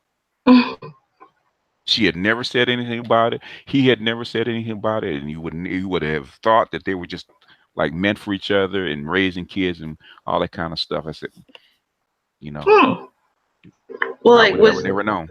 Was she mad about it, or was she kind of like, well, a man's gonna do what a man's gonna do, and just kind of left it at that? In other words, I think at that time you really didn't have black women and black men didn't have much option. If you got a good man, you kept him. Period. Right. If he could help you, if he could give you a decent middle class lifestyle and give your kids a chance to be something, basically you kept him. Remember, I think you saw what like Fences kind of describes. Like if you ever saw that movie Fences, it kind of gives you a kind of a glimpse into it. It's almost like, okay, this is like a contract between us. Mm-hmm. Okay? And you're gonna go this way or that way every now and then, but at the end of the day, we meeting each other's needs, and I think that was more about that. I think she really, I know she loved it. My grandmother used to talk about them and how they met and how they both cried over each other and how much crazy they were about each other. But I guess over time it becomes like, okay, who else am I gonna be with? Now she didn't know her side, so I don't know what she did, but she kind of mentioned about the agreement that they have, and basically she said the same thing I said. Okay, if you're gonna do something, don't bring it home. Don't bring, like I said, no babies, no attitudes, none of that stuff. That if you're out there doing it, I'm not even worry about it. I think I told my ex at one time. She said, well, "Are you jealous?" I said, basically, bitch, I don't worry about what you do when you leave this house. Right.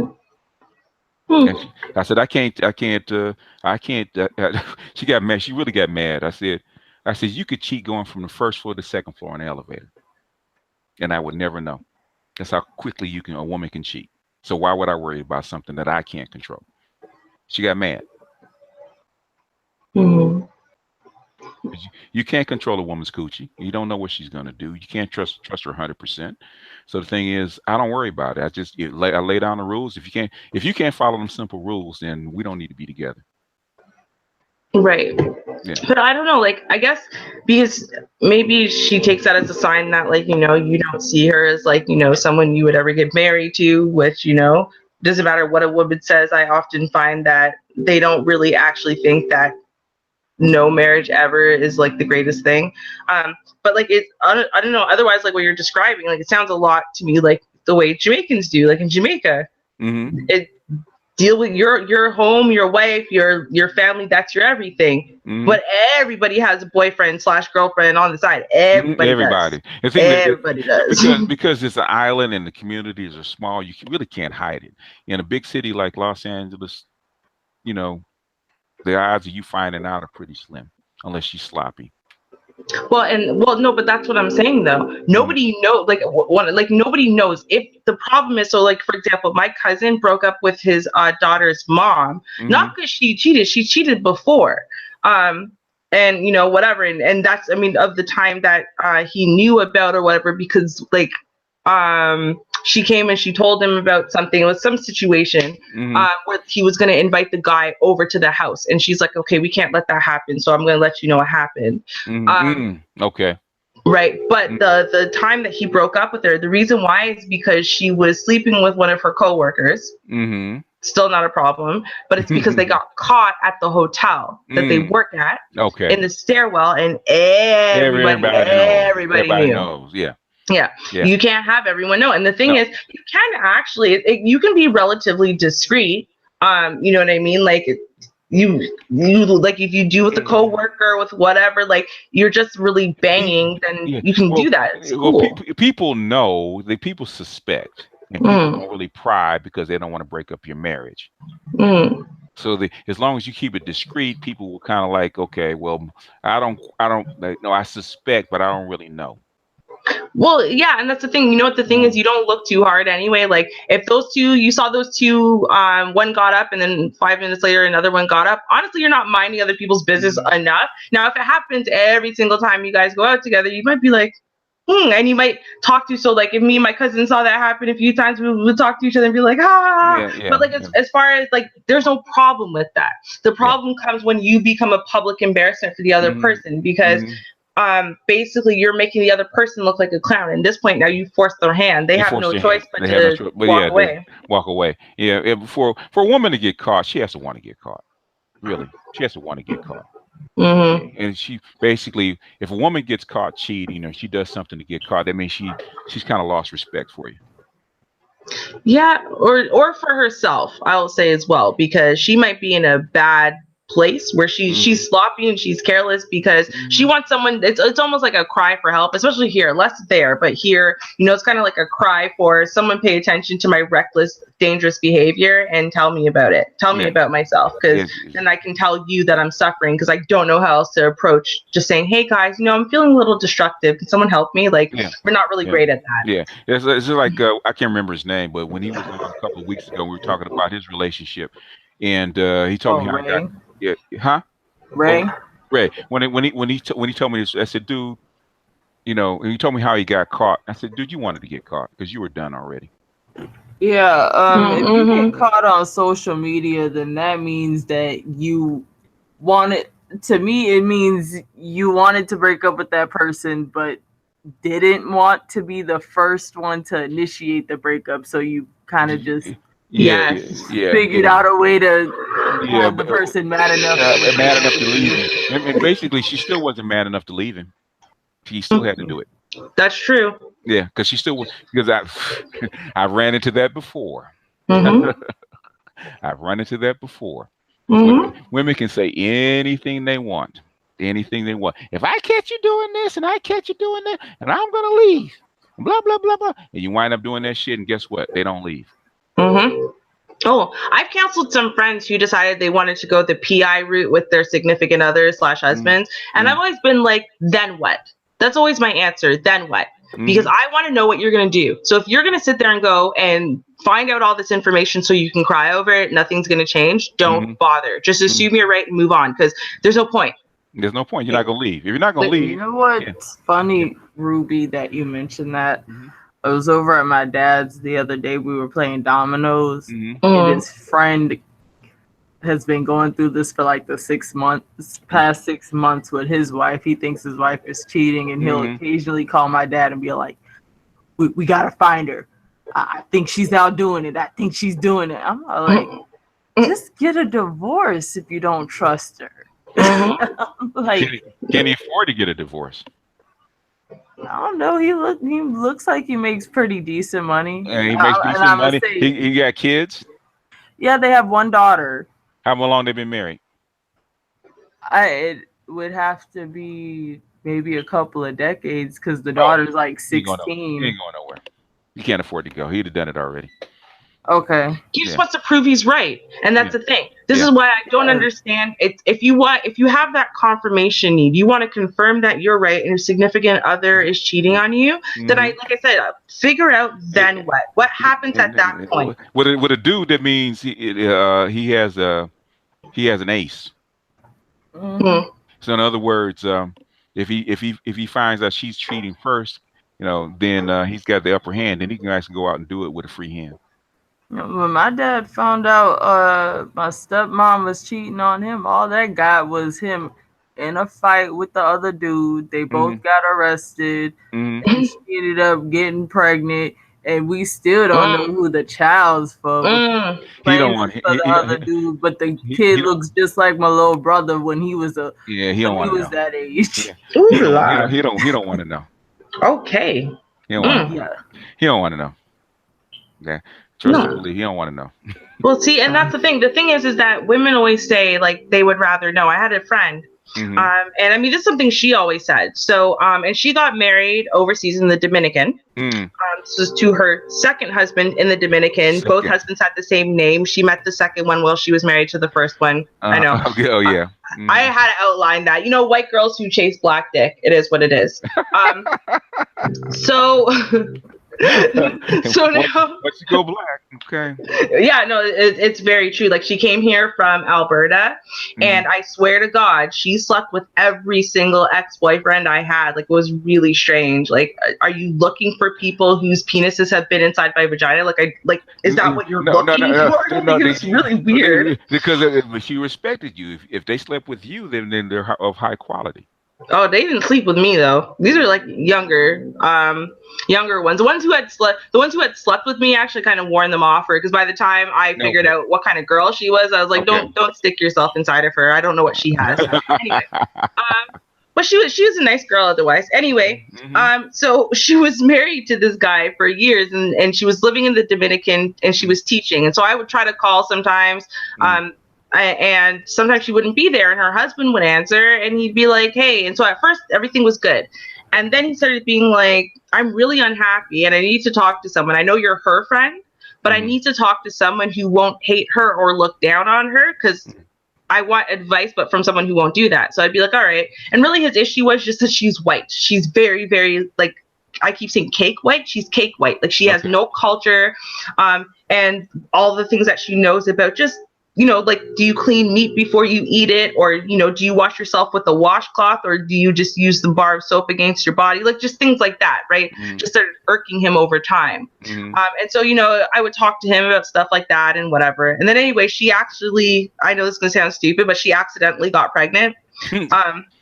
Well, no, because she was on the pill. And she was actually in the hospital for like 3.5, 4 months almost. She had really bad things going on with her lungs, and she's in and out of fevers and this and that. Take her off, huh? Well, no, she was actually still on the birth control pill. The problem is that they had her on heavy doses of antibiotics. Okay. Without really explaining to her that this name that she didn't recognize was an antibiotic. Okay. And so she didn't know, and antibiotics make the birth control pill ineffective. Okay. They didn't know, so she got pregnant by accident. Okay. And so now, she's going to come home, and so he's going to come with her to have this baby and whatever. And he got here, and the first day he got here, he's like, I want to talk to you. I'm like, all right, cool. And he said, yeah, so I have this girlfriend in the Dominican. I almost didn't get on the plane, and I don't want to be with her anymore. I'm like, all right. And so I remember all the conversations I've ever had with this chick, and she said she'd rather know, so that way she could just leave. I remember even in the case of a child, she said so they can co-parent happily and blah, blah, blah. So I told him, you need to tell her. So he told her, and she bawled and whatever. And then we went somewhere, and she was talking to me, and she said, well, if he leaves me, then he'll never see his kid ever again, because I'm not going to apply for him to have citizenship. And I'm like, okay, so you want him to stay and be married to you even though he hates you? Like that's what you want? And she said, yeah, as long as he doesn't leave. And she literally kept him prisoner on and off. Like she would let things expire on the citizenship papers and whatever anytime he talked about leaving her, and let's just yeah, so it wasn't really a marriage. Really, at the end of the day, he would only sleep with her when he was really drunk. And it was a terrible thing for, it's like literally 5 years of doing this. But she was okay with that. She didn't care. Then she would chase him around, do the PI thing, catch him doing something, and then sit there and cry about it and yell and scream while they were drunk. And it's like no one wanted to change anything. He wanted to leave, apparently. She wanted him to stay. Now catch the hilarious thing. He has his citizenship. Yeah, they're on their second kid. She just got pregnant. She didn't want him. She didn't want him to leave because she's already addicted. She's already been imprinted and addicted, so it's too late after that. And but see, that's what I'm saying, BGS. Yeah. He has a citizenship now the past 2 years. She could go wherever she wants to go, right? Mm-hmm. He stayed with her, and now they're pregnant with their second child. Yeah, okay. Well, they worked it out. Oh no, everything's exactly the way it is. It's just he's full of shit. He never was able to admit that, despite the fact that she's fat and white and sloppy and he hates everything about her, that he loves her and wants to be with her, right? But it's like, it's such a messy thing. And I'm like, you know what really would have saved everyone a lot of trouble is if he never told her the truth. And she walked around in her idiot delusion and he walked around having girlfriends. That would have made everything a lot easier because nothing changed. Like, nothing changed. All that hurt and that pain and the drinking and the craziness and police called and whatever, nothing changed from her finding out and from him telling her. Yeah. He didn't leave her. She didn't leave him. Yeah. They're okay with the way it is, you know, because the unknown or leaving is much worse than actually staying. Yeah. To them. Yeah. Exactly. I guess that's why I never searched. Like, I never searched through my husband's phone, tried to figure out who he was with or anything like that. I actually, now some people would call me stupid, but I actually believe that he never cheated on me. I certainly never cheated on him. And if he did, he deserved it because I had no idea about anything. You know, if he did it, it was so slick that I knew nothing. And I never understood why women would torture themselves by going through all of his social media or going through his phone or, you know, trying to follow him around. I never understood torturing yourself like that because if I really have to do all of that, I'm either insecure or I know you're cheating already. So if, you know, and I'm a big believer in if you search for it, you find it. If you search long enough, you'll find something you don't like. So, you know, I never searched. He didn't give me a reason to search either. He didn't, you know what I'm saying, portray an untrustworthiness to me. Where it's like, you're a betrayer, aren't you? You know what I'm saying? Or you're just a liar, aren't you? You know, I caught you in so many lies. You know what I'm saying? It was never really like that. You know, he went and he went and came and went as he felt like it. You know, I didn't try to restrict him or figure it out. He gonna come home, you know what I'm saying? Plus, I opened the door for him anyway. I was like, if you want another wife, you go get another wife. You know what I'm saying, or whatever. And but he never did it because of financial situation. He was like, I don't want to do it like that, you know, whatever. But if he went and had somebody, you know, during the 20 years, I don't know about it. And if he did, he took it with him to the grave because nothing ever came out. Nobody ever said anything. There was like not any whispers in the community, you know, or nothing like that. So I don't know why women torture themselves trying to figure that out. You can't control what he's doing anyway. Like, you can't control that stuff. And if you're making a good home, all I can do is be a good wife, the best wife I know how to be. And if that's not good enough and he feels like he has to do all of this extra whatever with everybody else, and especially if he flaunts it in my face, then I'm gone. And I'm not going to feel bad about it. It's okay. Women are territorial about their men. And and most women are nosy. You know, I never had a girlfriend that didn't snoop. Never had a girlfriend that didn't snoop. You know, if you got pictures of old girlfriends, you know, they're gonna find them. You know, in fact, the girl I was engaged to, I went to about 3 or 4 girlfriends, and slowly but surely, all the pictures of her disappeared. In fact, I don't think I have one picture of my fiance left. Because they snoop and they find them and they tear the pictures up and throw them away. They don't That's crazy because you knew the person before you met that person. So I don't understand why women do that. Well, if you don't understand it, I don't understand it either. Did they tear up your prom pictures as well? They couldn't get away with that one. I think your prom pictures are kind of sacred. Did they go look for the girl you tried to poke in the sandbox when y'all was eating animal crackers and a shit. woman would go as far back in most women would go as far back in your history as they can. If they could go back to the when you got spat out the womb, they would. Are they questioning your mother? Because you Oh came yeah, out. that comes with the territory. Yeah, they always well, especially with black women. I always tell guys, who's the first person that your girlfriend wants to meet? Oh, the mother. Always the mother. Mm-hmm. Always the mother. Whereas white girls, they want to meet your mother last. When they're ready, I'm not sure I'm ready to meet your mother. Black women don't say that. I want to, you know, you with her for a month. Can I go? Can we go by your mama's house a week so I can meet her? After a month. What you giggling about, Kendra? Stop giggling. I'm giggling at you. So, yeah, after a month, can we meet your mama? And you know what else ran through my mind? What's that? Bitch, we ain't serious like that. You can't meet my fucking mama. You literally have to say that. You literally have to say that. Oh my god. Because you know, if they want to meet your mama, then they're already involved. They emotionally invested. Emotionally invested. No. Because if this Negro cuts up, who am I gonna call? Right. When the real me comes out and I say something stupid, who's gonna get him off my ass? Oh my god. You know what, BGS? Yes, ma'am. My dad never wanted any of his girlfriends or any of the women he's been in a relationship with to meet his mother. And I think it's because when I talk to my grandmother, she says if I were to give any of these girls any advice, I'd tell them not to get with him. Mm-hmm. She said, I would have told your mother that, but she was just so in love with your dad. I was like, yeah, why are you talking about my dad like that? She being real. I don't know. I think my dad's I mean, he's a cool guy. I don't know what he did in his past that made like some of the women in his family just not trust him. And they just not telling me. Because you're his little girl. Of course you don't want to know.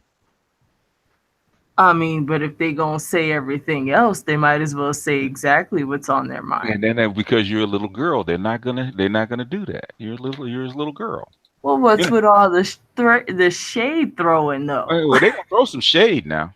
Oh, they're gonna throw hints. Yeah, like they only told me I think one situation, but that ended up not being really his fault. Mm-hmm. But I'm not gonna say it on. Yeah, if they start throwing shade, they go, that means your dad was something. He wasn't a beta male coon. Let's put it that way. Okay. I will say this: the other day, my aunt said, I don't know, your dad, he just likes to challenge people mentally all the time. And I was like, well, how do you mean? And he said, like, he likes to ask a lot of questions. I don't know why he likes to ask questions like that. Mm-hmm. He's been like that since a child, just always very sarcastic and always asking questions. Mm-hmm. I was like, what kind of questions? And I don't know, just questions. Mm-hmm. Oh, I'm like, well, I don't see what's the problem with that, because I ask a lot of questions. Oh, okay. Well, like I said, you're his little girl. They're like, yeah, you're actually a lot like him. Yeah, little sprout. Huh. He probably got that smile too. He probably got him in a lot of trouble too, huh? Did you have a smile? No, I have my mother's smile. Okay. I'll tell you, I have my dad's nose, and I think that's about it. Does he have a baby face like you? He doesn't? Okay. He got an old man face. My mom looks very young for her age. I'll say that. Like, people confuse her for being like in her 20s still. So. Well, those are good genes. Yeah. Yeah. Thank you. You'll appreciate it when you get about 40. My daddy didn't do nothing but be who he was. My daddy was a pistol baby. I know he was a pistol. He wasn't even trying to hide it. He was like, listen, it is what it is. Now, he would never bring him like around or nothing like that. My mother went looking for trouble. Mm-hmm. She used to go looking for trouble. Mm-hmm. But then my mother was a Hellcat. Mm-hmm. So, you know, he already was who he was. That just made it even more convenient. Mm-hmm. Because my daddy was never a one-woman kind of guy. Mm-hmm. And he wasn't the most handsome guy, but my dad got a lot of game. Mm-hmm. And he pretty much, you know, like he a hustler and, you know, all that kind of stuff. So that's attractive to women and all that kind of stuff. He still pulls them younger than me. And my dad will be 69 in this year. And he pulls them younger than me. And they be like coming around. They be like, man, you know what I'm saying? Like, we like him. Yeah, he got game. He's lived life. He got tons of stories. He got plenty of stories. That's what they like. Yeah, the stories. Stories. Yeah, he got tons of stories. He's the most interesting man in the world. So they definitely want to be around him. Yeah, they want to be around him. You just can't be in a relationship with him. No, that's all. No, cannot. Women love to be entertained. Mm-hmm. Mm-hmm. He's very entertaining. He's charming. He's charming. Yeah. If you can entertain a woman, she'll be around you forever. The biggest killer for a relationship with a woman is boredom. Yeah. Boredom will do it. Boredom will do it. They'd rather drama 24/7 than boredom. Which I don't understand the drama part. The drama gets me. I didn't like the drama. Like my husband was he was a Taurus. I tell you that. So he's Earth, very difficult to move. So I had to do all the adapting and move around. And he was not super adventurous. He wasn't a fuddy-duddy, but he just wasn't an adventurous type of guy. He liked what he liked. He liked what he liked. He didn't like what he didn't like, and that was it. You know what I'm saying? Which is for Geminis, that means you're easy to figure out. I know what pleases you. Yeah. So it was simple to keep him happy. Yeah. So I didn't find much difficulty in doing that. But keeping up drama for entertainment, no. My mother did that. She would keep up drama just for the hell of it. Like, you know, that's how I knew about the guy just sitting in the car not to come home. You think I saw that one? Oh yeah, yeah. Oh, yeah. He was nodding his head. He said, "Yeah." Don't be going nowhere. Yeah, he was. I know my grandfather used to do that all the time. My grandma's husband, she always thought he was cheating, and he would just be sitting out at the lake. Because I used to go to school around the lake, and I would see his truck out there. I'd be like, "What you doing out here?" They want to go.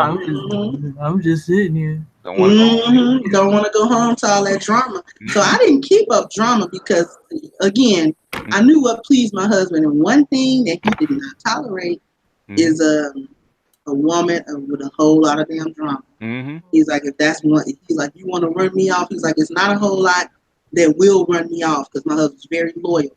He was like, if you want to run me off, start in with some drama and some stupid shit. Just start in with some drama and some stupid shit, and I will be gone real quick. He was like, because I don't like that arguing and constantly got your mouth running with some stupidity. You know what I'm saying? And getting on my nerve, nagging or whatever. If anybody was to nag him, he nagged me. Which I don't know why or how. I never really did. Because every now and then you drift out of his comfort zone, and he got to put you back in. Tauruses are because my baby, she's a Taurus, and there's if you outside of her comfort zone of what she likes, she's gonna let you know about it. Well, he definitely did because he's like, okay, well, what's going on with you? What are you doing? I'm like, what? Why you on me? Like, get back. Like I'm okay. No. I need to know what's happening with, okay. All right, honey. All right. Okay. So I won't do it. All right. Is that good enough? And if I say I'm not going to do it, he will sit down. He's like, okay. Like, okay. So you just nagged me so I would stop. Right. Oh, yeah. Speaking of drama, that last video you did was Which one? Me? Interesting stuff about the Kendra or me? No, not Kendra. BGS about the what was it called? You had the hangout from Edward. Oh, with Ellie, yeah. Because I had meant to do that like right after. Goose Troop. Yeah. What I was saying, yeah, but what she was saying was something I had found. Like I said, I found that out when my son, he was out. He's 32 now. He was in kindergarten, and the ex had moved out to Lancaster, which is 10 miles away, and out in like a mixed community. And they had basically all the teachers were white. Most of the kids were white, and she always had problems with the teacher. Every time she had a parent conference with the teacher, and she could never get any kind of traction with her. So I had to get my ass up in the middle of the week, drive 80 miles out to the school, have a parent-teacher conference with this teacher, and we sat down for like 10 minutes, got everything solved. Yeah, but like my ex had been talking to her for months. We sat down for 10 minutes and got everything worked out. Yeah, but I was gonna say it was a very interesting concept you were talking about with Black people always wanting drama in their relationships, specifically the women, because like personally speaking, I don't like confrontation like that, and like I don't know, I couldn't deal with a relationship where there's constant yelling and arguing over just dumb shit like. Out here, like you ever have a friend who just like cusses her boyfriend out for everything he's worth, just out of the blue? It's just like, you couldn't wait. Like, for one, why'd you have to cuss him out? And two, if you did have a legitimate reason to do it, why couldn't you just wait till you got home instead of putting on a performance in front of all of us? It's just it makes the story better. But it's learned behavior. It is learned behavior. At the end of the day, they don't know what a positive attention looks and feels like, and they don't know what positive love looks and feels like, positive emotion. But what they do know, and they've learned it, is, because you have to really care about someone for you to yell and scream and cuss and slap them and all these things. That's the way they see it, right? So when their relationships are calm and cool, no drama, no fuss, they feel like you don't give a shit about you don't love me. My fiance used to say that. Yeah. You don't get mad. Yeah. Ain't no fire. There's no fire in you. Yeah. Exactly, because they think that means it's a lack of investment, right? So they need to try to do something to get you to react and respond, because all the drama that they're making isn't enough. If you don't give them something back, then you don't love them, and they're doing this right now to hear "I love you" in this destructive way. Yeah, because that means love to them, because that's the way they learn it. That's it doesn't matter whether it's a 2-parent household or not. That's what they saw play out in front of them, and that's why I was trying to get out of Ellie, because she wasn't raised. She was adopted by white people. I said, do you see the difference? I said, you're a black woman that's actually adopted by white people. You weren't raised in black culture. I said, when you go around black people, do you see the difference between black women that were raised in black culture than you? She said, yeah. I said, do you understand? She says, no. Is there a difference with the way you treat men and the way they treat men? She said, yeah. And that's all I wanted her to say, because I could ask a white woman that, and they said, well, she's white. And that's what it means, because she's a different color. But have a black woman raised in a different culture shows you that it's not in the DNA. I mean, some of it is, the aggressiveness is, that some of that is, but I'm saying, I would say like 80% of it is just how you're raised. Even with me, I get a woman that's compliant, because all my aunts and my mother, they're all daughters of sharecropper, because my grandma was a sharecropper, so they're a little bit on the aggressive side. So when I like I said, when I find a woman that's compliant, or what we would call, black men call meek, or even what black women call them, weak women, they're likable, they're pleasant, but there's something missing. Right. So, because that's not what I'm used to. It's not the kind of women I'm used to. So me being attracted to a white woman is like Okay, she can be fine as hell, but when I start talking to her, like there's something missing. You know, okay. Which In is other words, drama. which is drama. Which is drama. Where there's a. I'm not saying this to be flippant. Most black women have a little bit of a mean streak, just a wee bit. Yeah, I'm thinking. You look at even what's her name, Nisha. Even though she's quiet and she's reserved, but there you can tell there's just a little bit of black woman in her that can come out. Actually, my husband used to do that. My husband actually used to say that. Because all this cooking I do in 20 years, he got some of that. Oh yeah. And he actually, for as I would go these long stretches, and no arguing, because I don't like confrontation. All that kind of stuff. It mess up the vibe in my house. I don't like it. Yeah. So you're rare. Okay. And so he would actually pick with me sometimes just to bring it out. Just to like get me to react. And when I would, sometimes he would just smile. He would just stand there and just smile at it. Like, there it is. I want to see if you still had it in you, huh? Yeah. Like those are the teeth in the claws that I was looking for, you know what I'm saying? And I actually asked him about that one time. I said, why do you pick with me? I said, you just pick with me. I said, you don't know how to act with a woman that's not picking at you. You know what I'm saying? And because I don't pick with you. He said it get uncomfortable after a while. He said, because you'll go 2 years or 3 years and won't argue with me. He said it get uncomfortable for me. I said, why? I said that you should appreciate the fact that you have a wife that won't argue unnecessarily with you. And he said, I do appreciate it. He said, but at the same time, I gotta see teeth.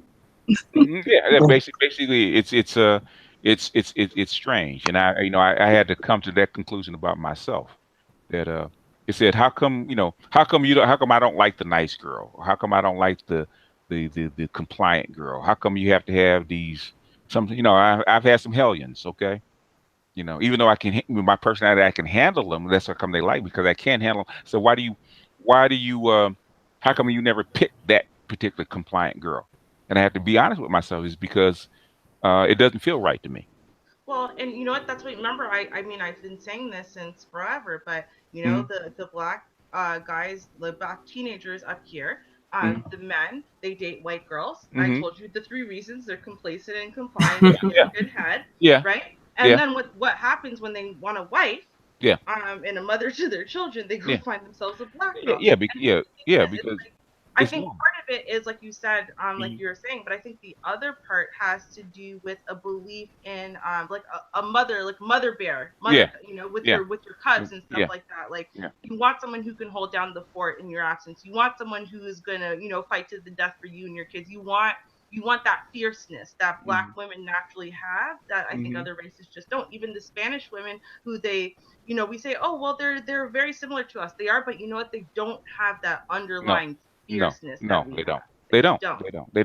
There's a certain, I call black men and women Klingons, and black women Klingon women, because a lot of relationship looks like Klingon love.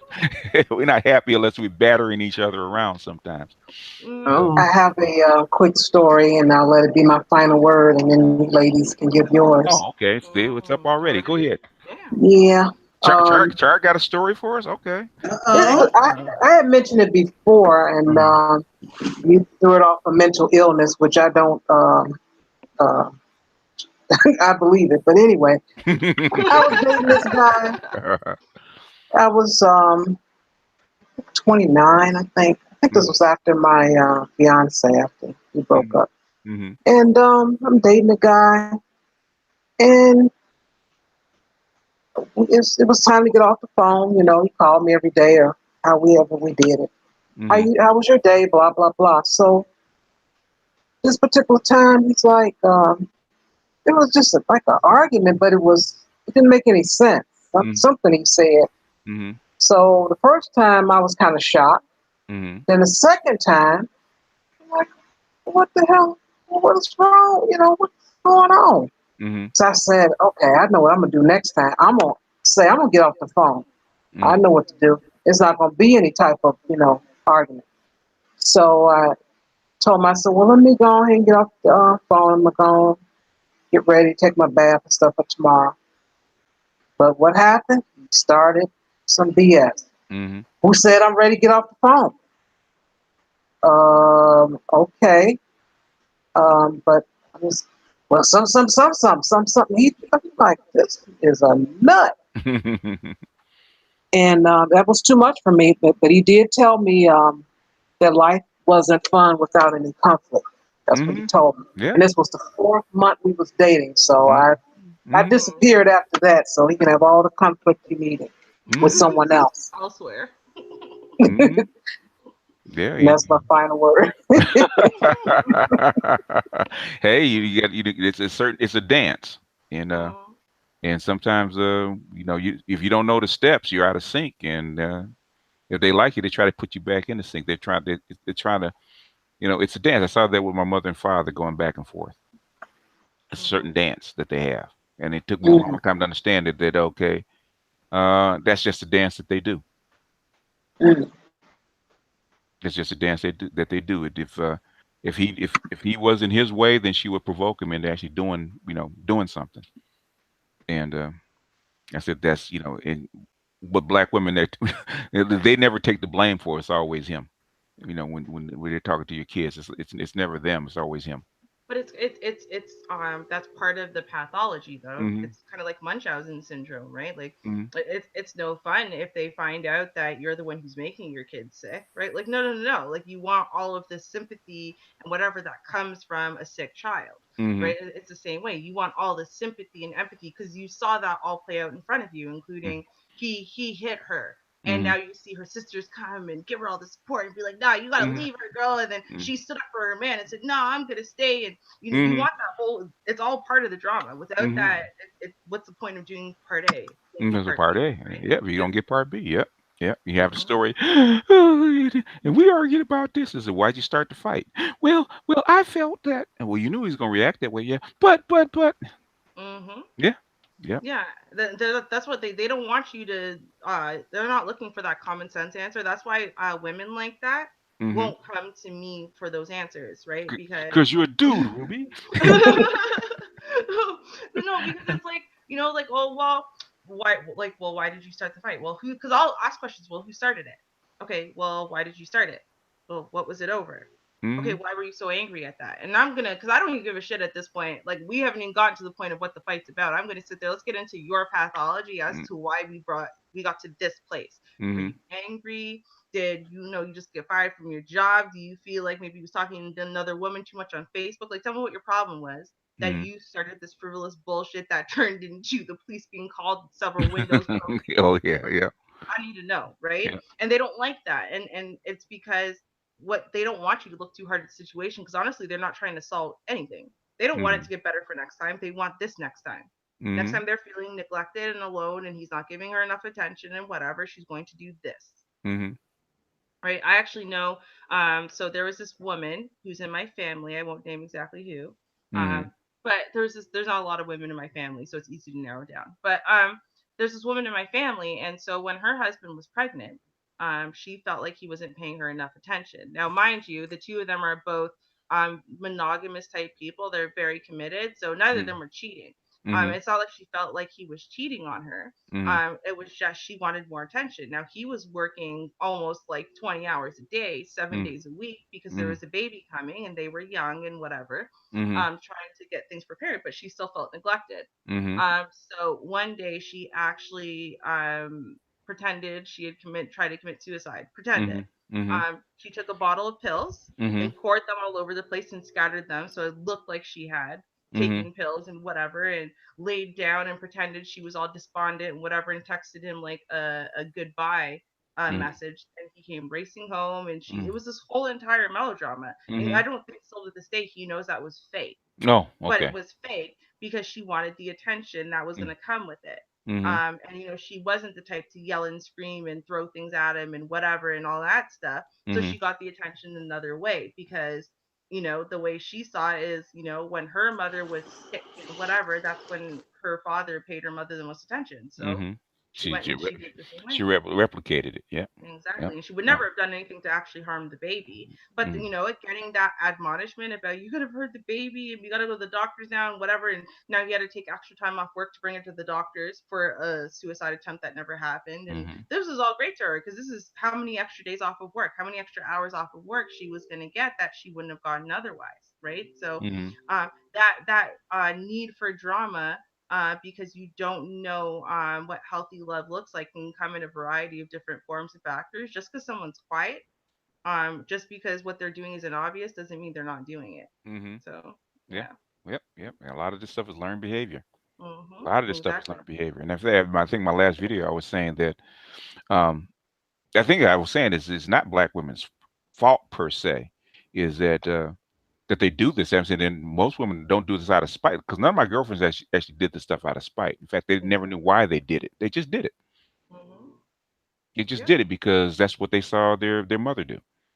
Exactly. You know, in fact, my daughter's going through the. In fact, my daughter, I was just telling my daughter about, you know, with the stuff she's going through with the father of her child. I said that just a few years ago, you got up in my face about me, and the relationship what I had with your mother. I said, and you come back and do the same doggone thing with the man you had a baby with, the exact same thing that your mother did. I said, why is that? You're doing the exact same thing. You're doing the exact same bullshit that she did. Why are you doing that? She couldn't have an answer because she doesn't know. She's just replicating what she saw her mother do. Which is unfortunate because, you know, the first step is, you know, it's like, you know, they say the first step is admitting that you have a problem. But I think the first step is identifying that what you're doing is a problem to begin with, and then admitting that you have that problem, because can you see it in other people that what they're doing is actually really destructive and it's a problem? Because then at that point, now can you see that, you know, it's a problem that you have? And now can you see that probably there are better, healthier ways for you to get to the type of love and affection that you're looking for, the type of attention that you're looking for, and you know, maybe it's time to get some help, because you know eventually it's kind of like, even like with any drug, for example, you know, you start taking heroin or whatever it is, and eventually you need more and more and more to get the same effect. So if what you're doing is you're treating love like a drug, and attention like a drug, then eventually you're going to need more and more and more to get the same satisfaction. And so that same level of negative attention that used to talk you up now still leaves a void inside of you. So what happens now? You're going to keep upping the ante and upping the ante, and that's where you see some really crazy things happening, because they didn't start there. They got worse and worse and worse over time because their original, you know, baseline of insanity stopped cutting it, and they needed to do more and more and more to get the same effect. Yeah. But the thing is that change is, or getting healthy, even if it's healthy change, is uncomfortable. And most people would rather be comfortable because that's what they knew. And actually, sometimes if it's changed at a fundamental level like that, you may never be comfortable with it. It may always feel strange, even though it's healthy. Oh yeah. Well, like you said, people don't change unless they're uncomfortable. No one who's comfortable changes. So as messed up as it may look to us from the outside looking in, to them it might feel very comfortable. That's like men and women go from person to person to person, replicating the same environment that they have with the last person. Because they don't want to change. It's too uncomfortable. Makes sense. Unfortunate. Yeah. Well, unless something will make people change, and it is unfortunate. But I'm saying is for the people that actually want to see. That's like you guys are here and I'm here, so we can actually work this stuff out together. Come up with some answers. Huh? Say what, Char? Amen. and at times, you know, it's been very uncomfortable. Okay. And I know I made you guys feel very uncomfortable at times. Oh, I'm good. But we love you. Yeah, I know you do. If I didn't think you guys did, I'd have stopped a long time ago. That's me. Final words. I guess I've enjoyed my time today. We always have a good time together. Yeah. And if the audience enjoys us spending time together, we also are together on Thursdays. If BGS don't mind me saying. No, please pump the channel. On the Prophet of Thought series, the Yep. unicorns, we do it every Thursday at 8:30 Central Time.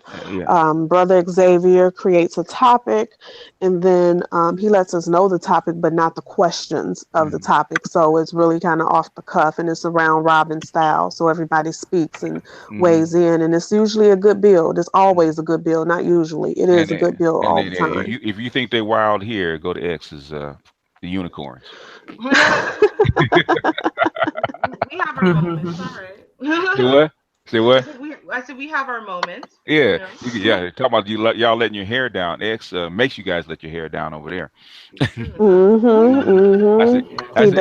I said, X. I said, you just got them riled up, so when they come over here, they carry this stuff over here on my channel.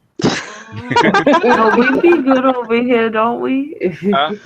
We be good over here, don't we? Yeah, no. Well, after you done said your amens and hit the confessional, and then you guys come over here. That don't always take though. Oh my God. Okay. Well, my last word is, I don't know. We're gonna have to take the clip of Cass's rant, boy. Oh God, was it really that bad? Well, no, it wasn't that bad. It's just okay with it. I said, is this cat ranting? Is she trying to rant? No, it was me trying to tell a story. Okay. It wasn't me trying to rant. Okay, it's kind of got a little emotional there for a second. Yeah. Yeah. I thought I felt the grease kind of heating up a little bit. Yeah, I just think that certain people are being disingenuous. And the same person I was kind of ranting about earlier is the same person who was you were going back and forth with about the whole Lawrence thing, and was the person who kind of called us all stupid when y'all were going back and forth, called the women on this channel stupid. And I just think she's very disingenuous. So you know what? For all the live hangouts the women have, okay, all the live hangouts. Why does it take a man to actually open up an open hangout for women and have women say what they want to say? That is a fair point. That is a very good point. Because they never they never take call-ins, they never do hangouts where they actually invite people on. None of that. I'm the only one. Because they can't risk being challenged on their own platform. That would be crazy. They silence, as it is, they go and they flag down any channel that talks with them. They silence anyone immediately who says a word against their rationale or logic. They'll even ban people who just ask them simple questions. Yeah, like just because somebody asks you a question doesn't mean that they're attacking you, or if they have an opposing view doesn't mean that they're attacking you. They're kind of, what I like about your hangouts in particular is when people have opposing views, it's a good way for people on both sides to kind of sharpen up their talking points. But it's like these women, they don't want to do that. They just want to keep saying the same thing over and over, even when it's been debunked a million times. It's just ridiculous. Even with Mike, even though Mike kind of, when he was on and he kind of went off, at the end of the day, I always asked him, were you heard? Did you get everything out that you wanted to say? I always ask that. If somebody comes on, especially as a guest, I always ask them, were you heard? And did you get everything out? I don't have to agree with you. I can be tough on you. But were you heard? And did you get everything out that you wanted to say? Right. And then with Mike, I said, that's why I went after Foxfire.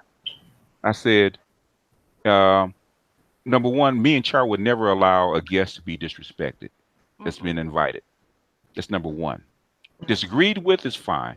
And I said, number two, I always ask the ladies, if nothing else, is to be honest about how they feel and their opinions. Because I don't take no bullshit. Okay. If you give me some bullshit and you trying to act like you agree and I know you don't agree, don't give me that bullshit. Tell me what you really think and let it out. Because I want the women on here are honest. They will tell you exactly what they think, especially Ruby. Okay. Okay. They will tell you what they think and they mean what they say. So if they say it, they're not cutting corners, they're not trying to cater to you, they're telling you exactly what they think, and that's all you really want. Yeah. And then I showed Fox at the end of the when he was getting ready to leave, what did they say to him? Thank you for coming. Come back again. We enjoyed having you. Yeah. Again, because we're not here to be disrespecting our guests or for any matter anyone who's on the panel. That isn't the way any of the women here roll, really. Whether they're the regulars or they're the ones who, just we have surprise visits and we're like, yay.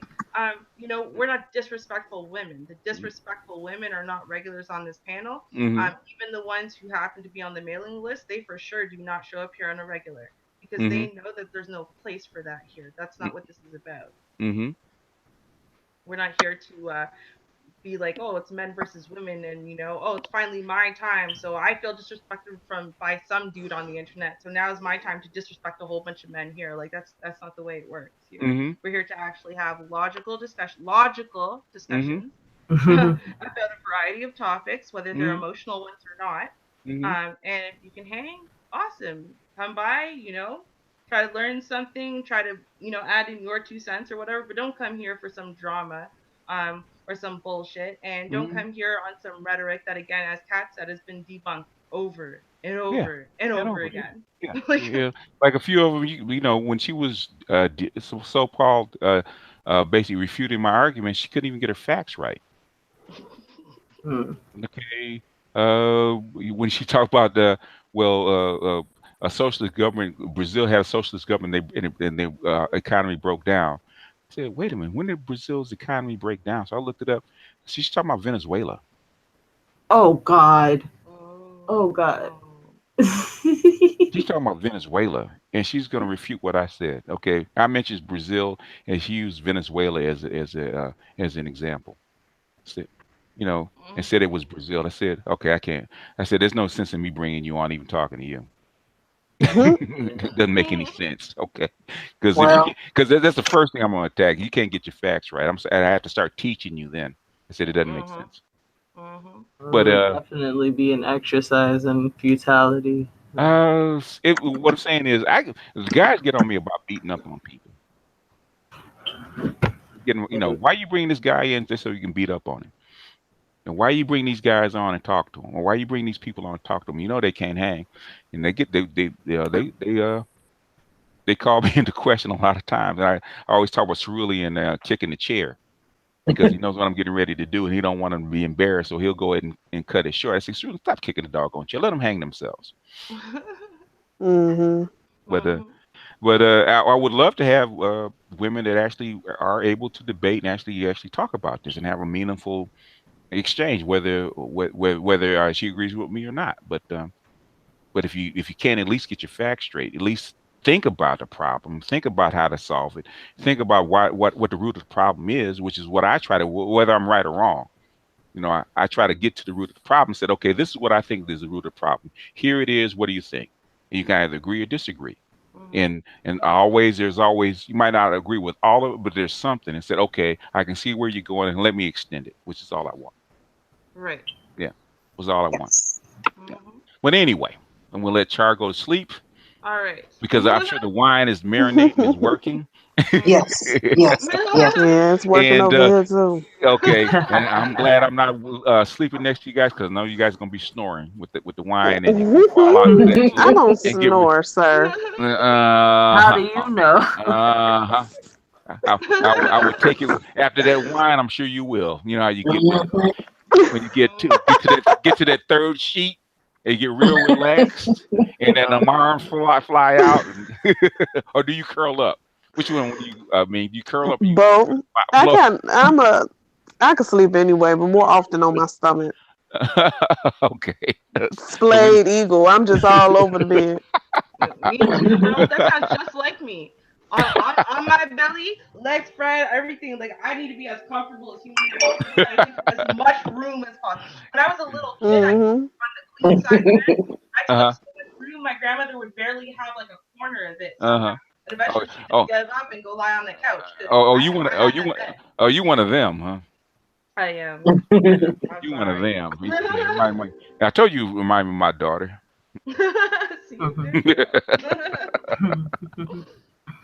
Anyway, I'm gonna let you guys go to bed and because I know the wine is marinating, and you guys have some pleasant dreaming. I'll see you guys tomorrow. All right. Or Good night, later on tonight.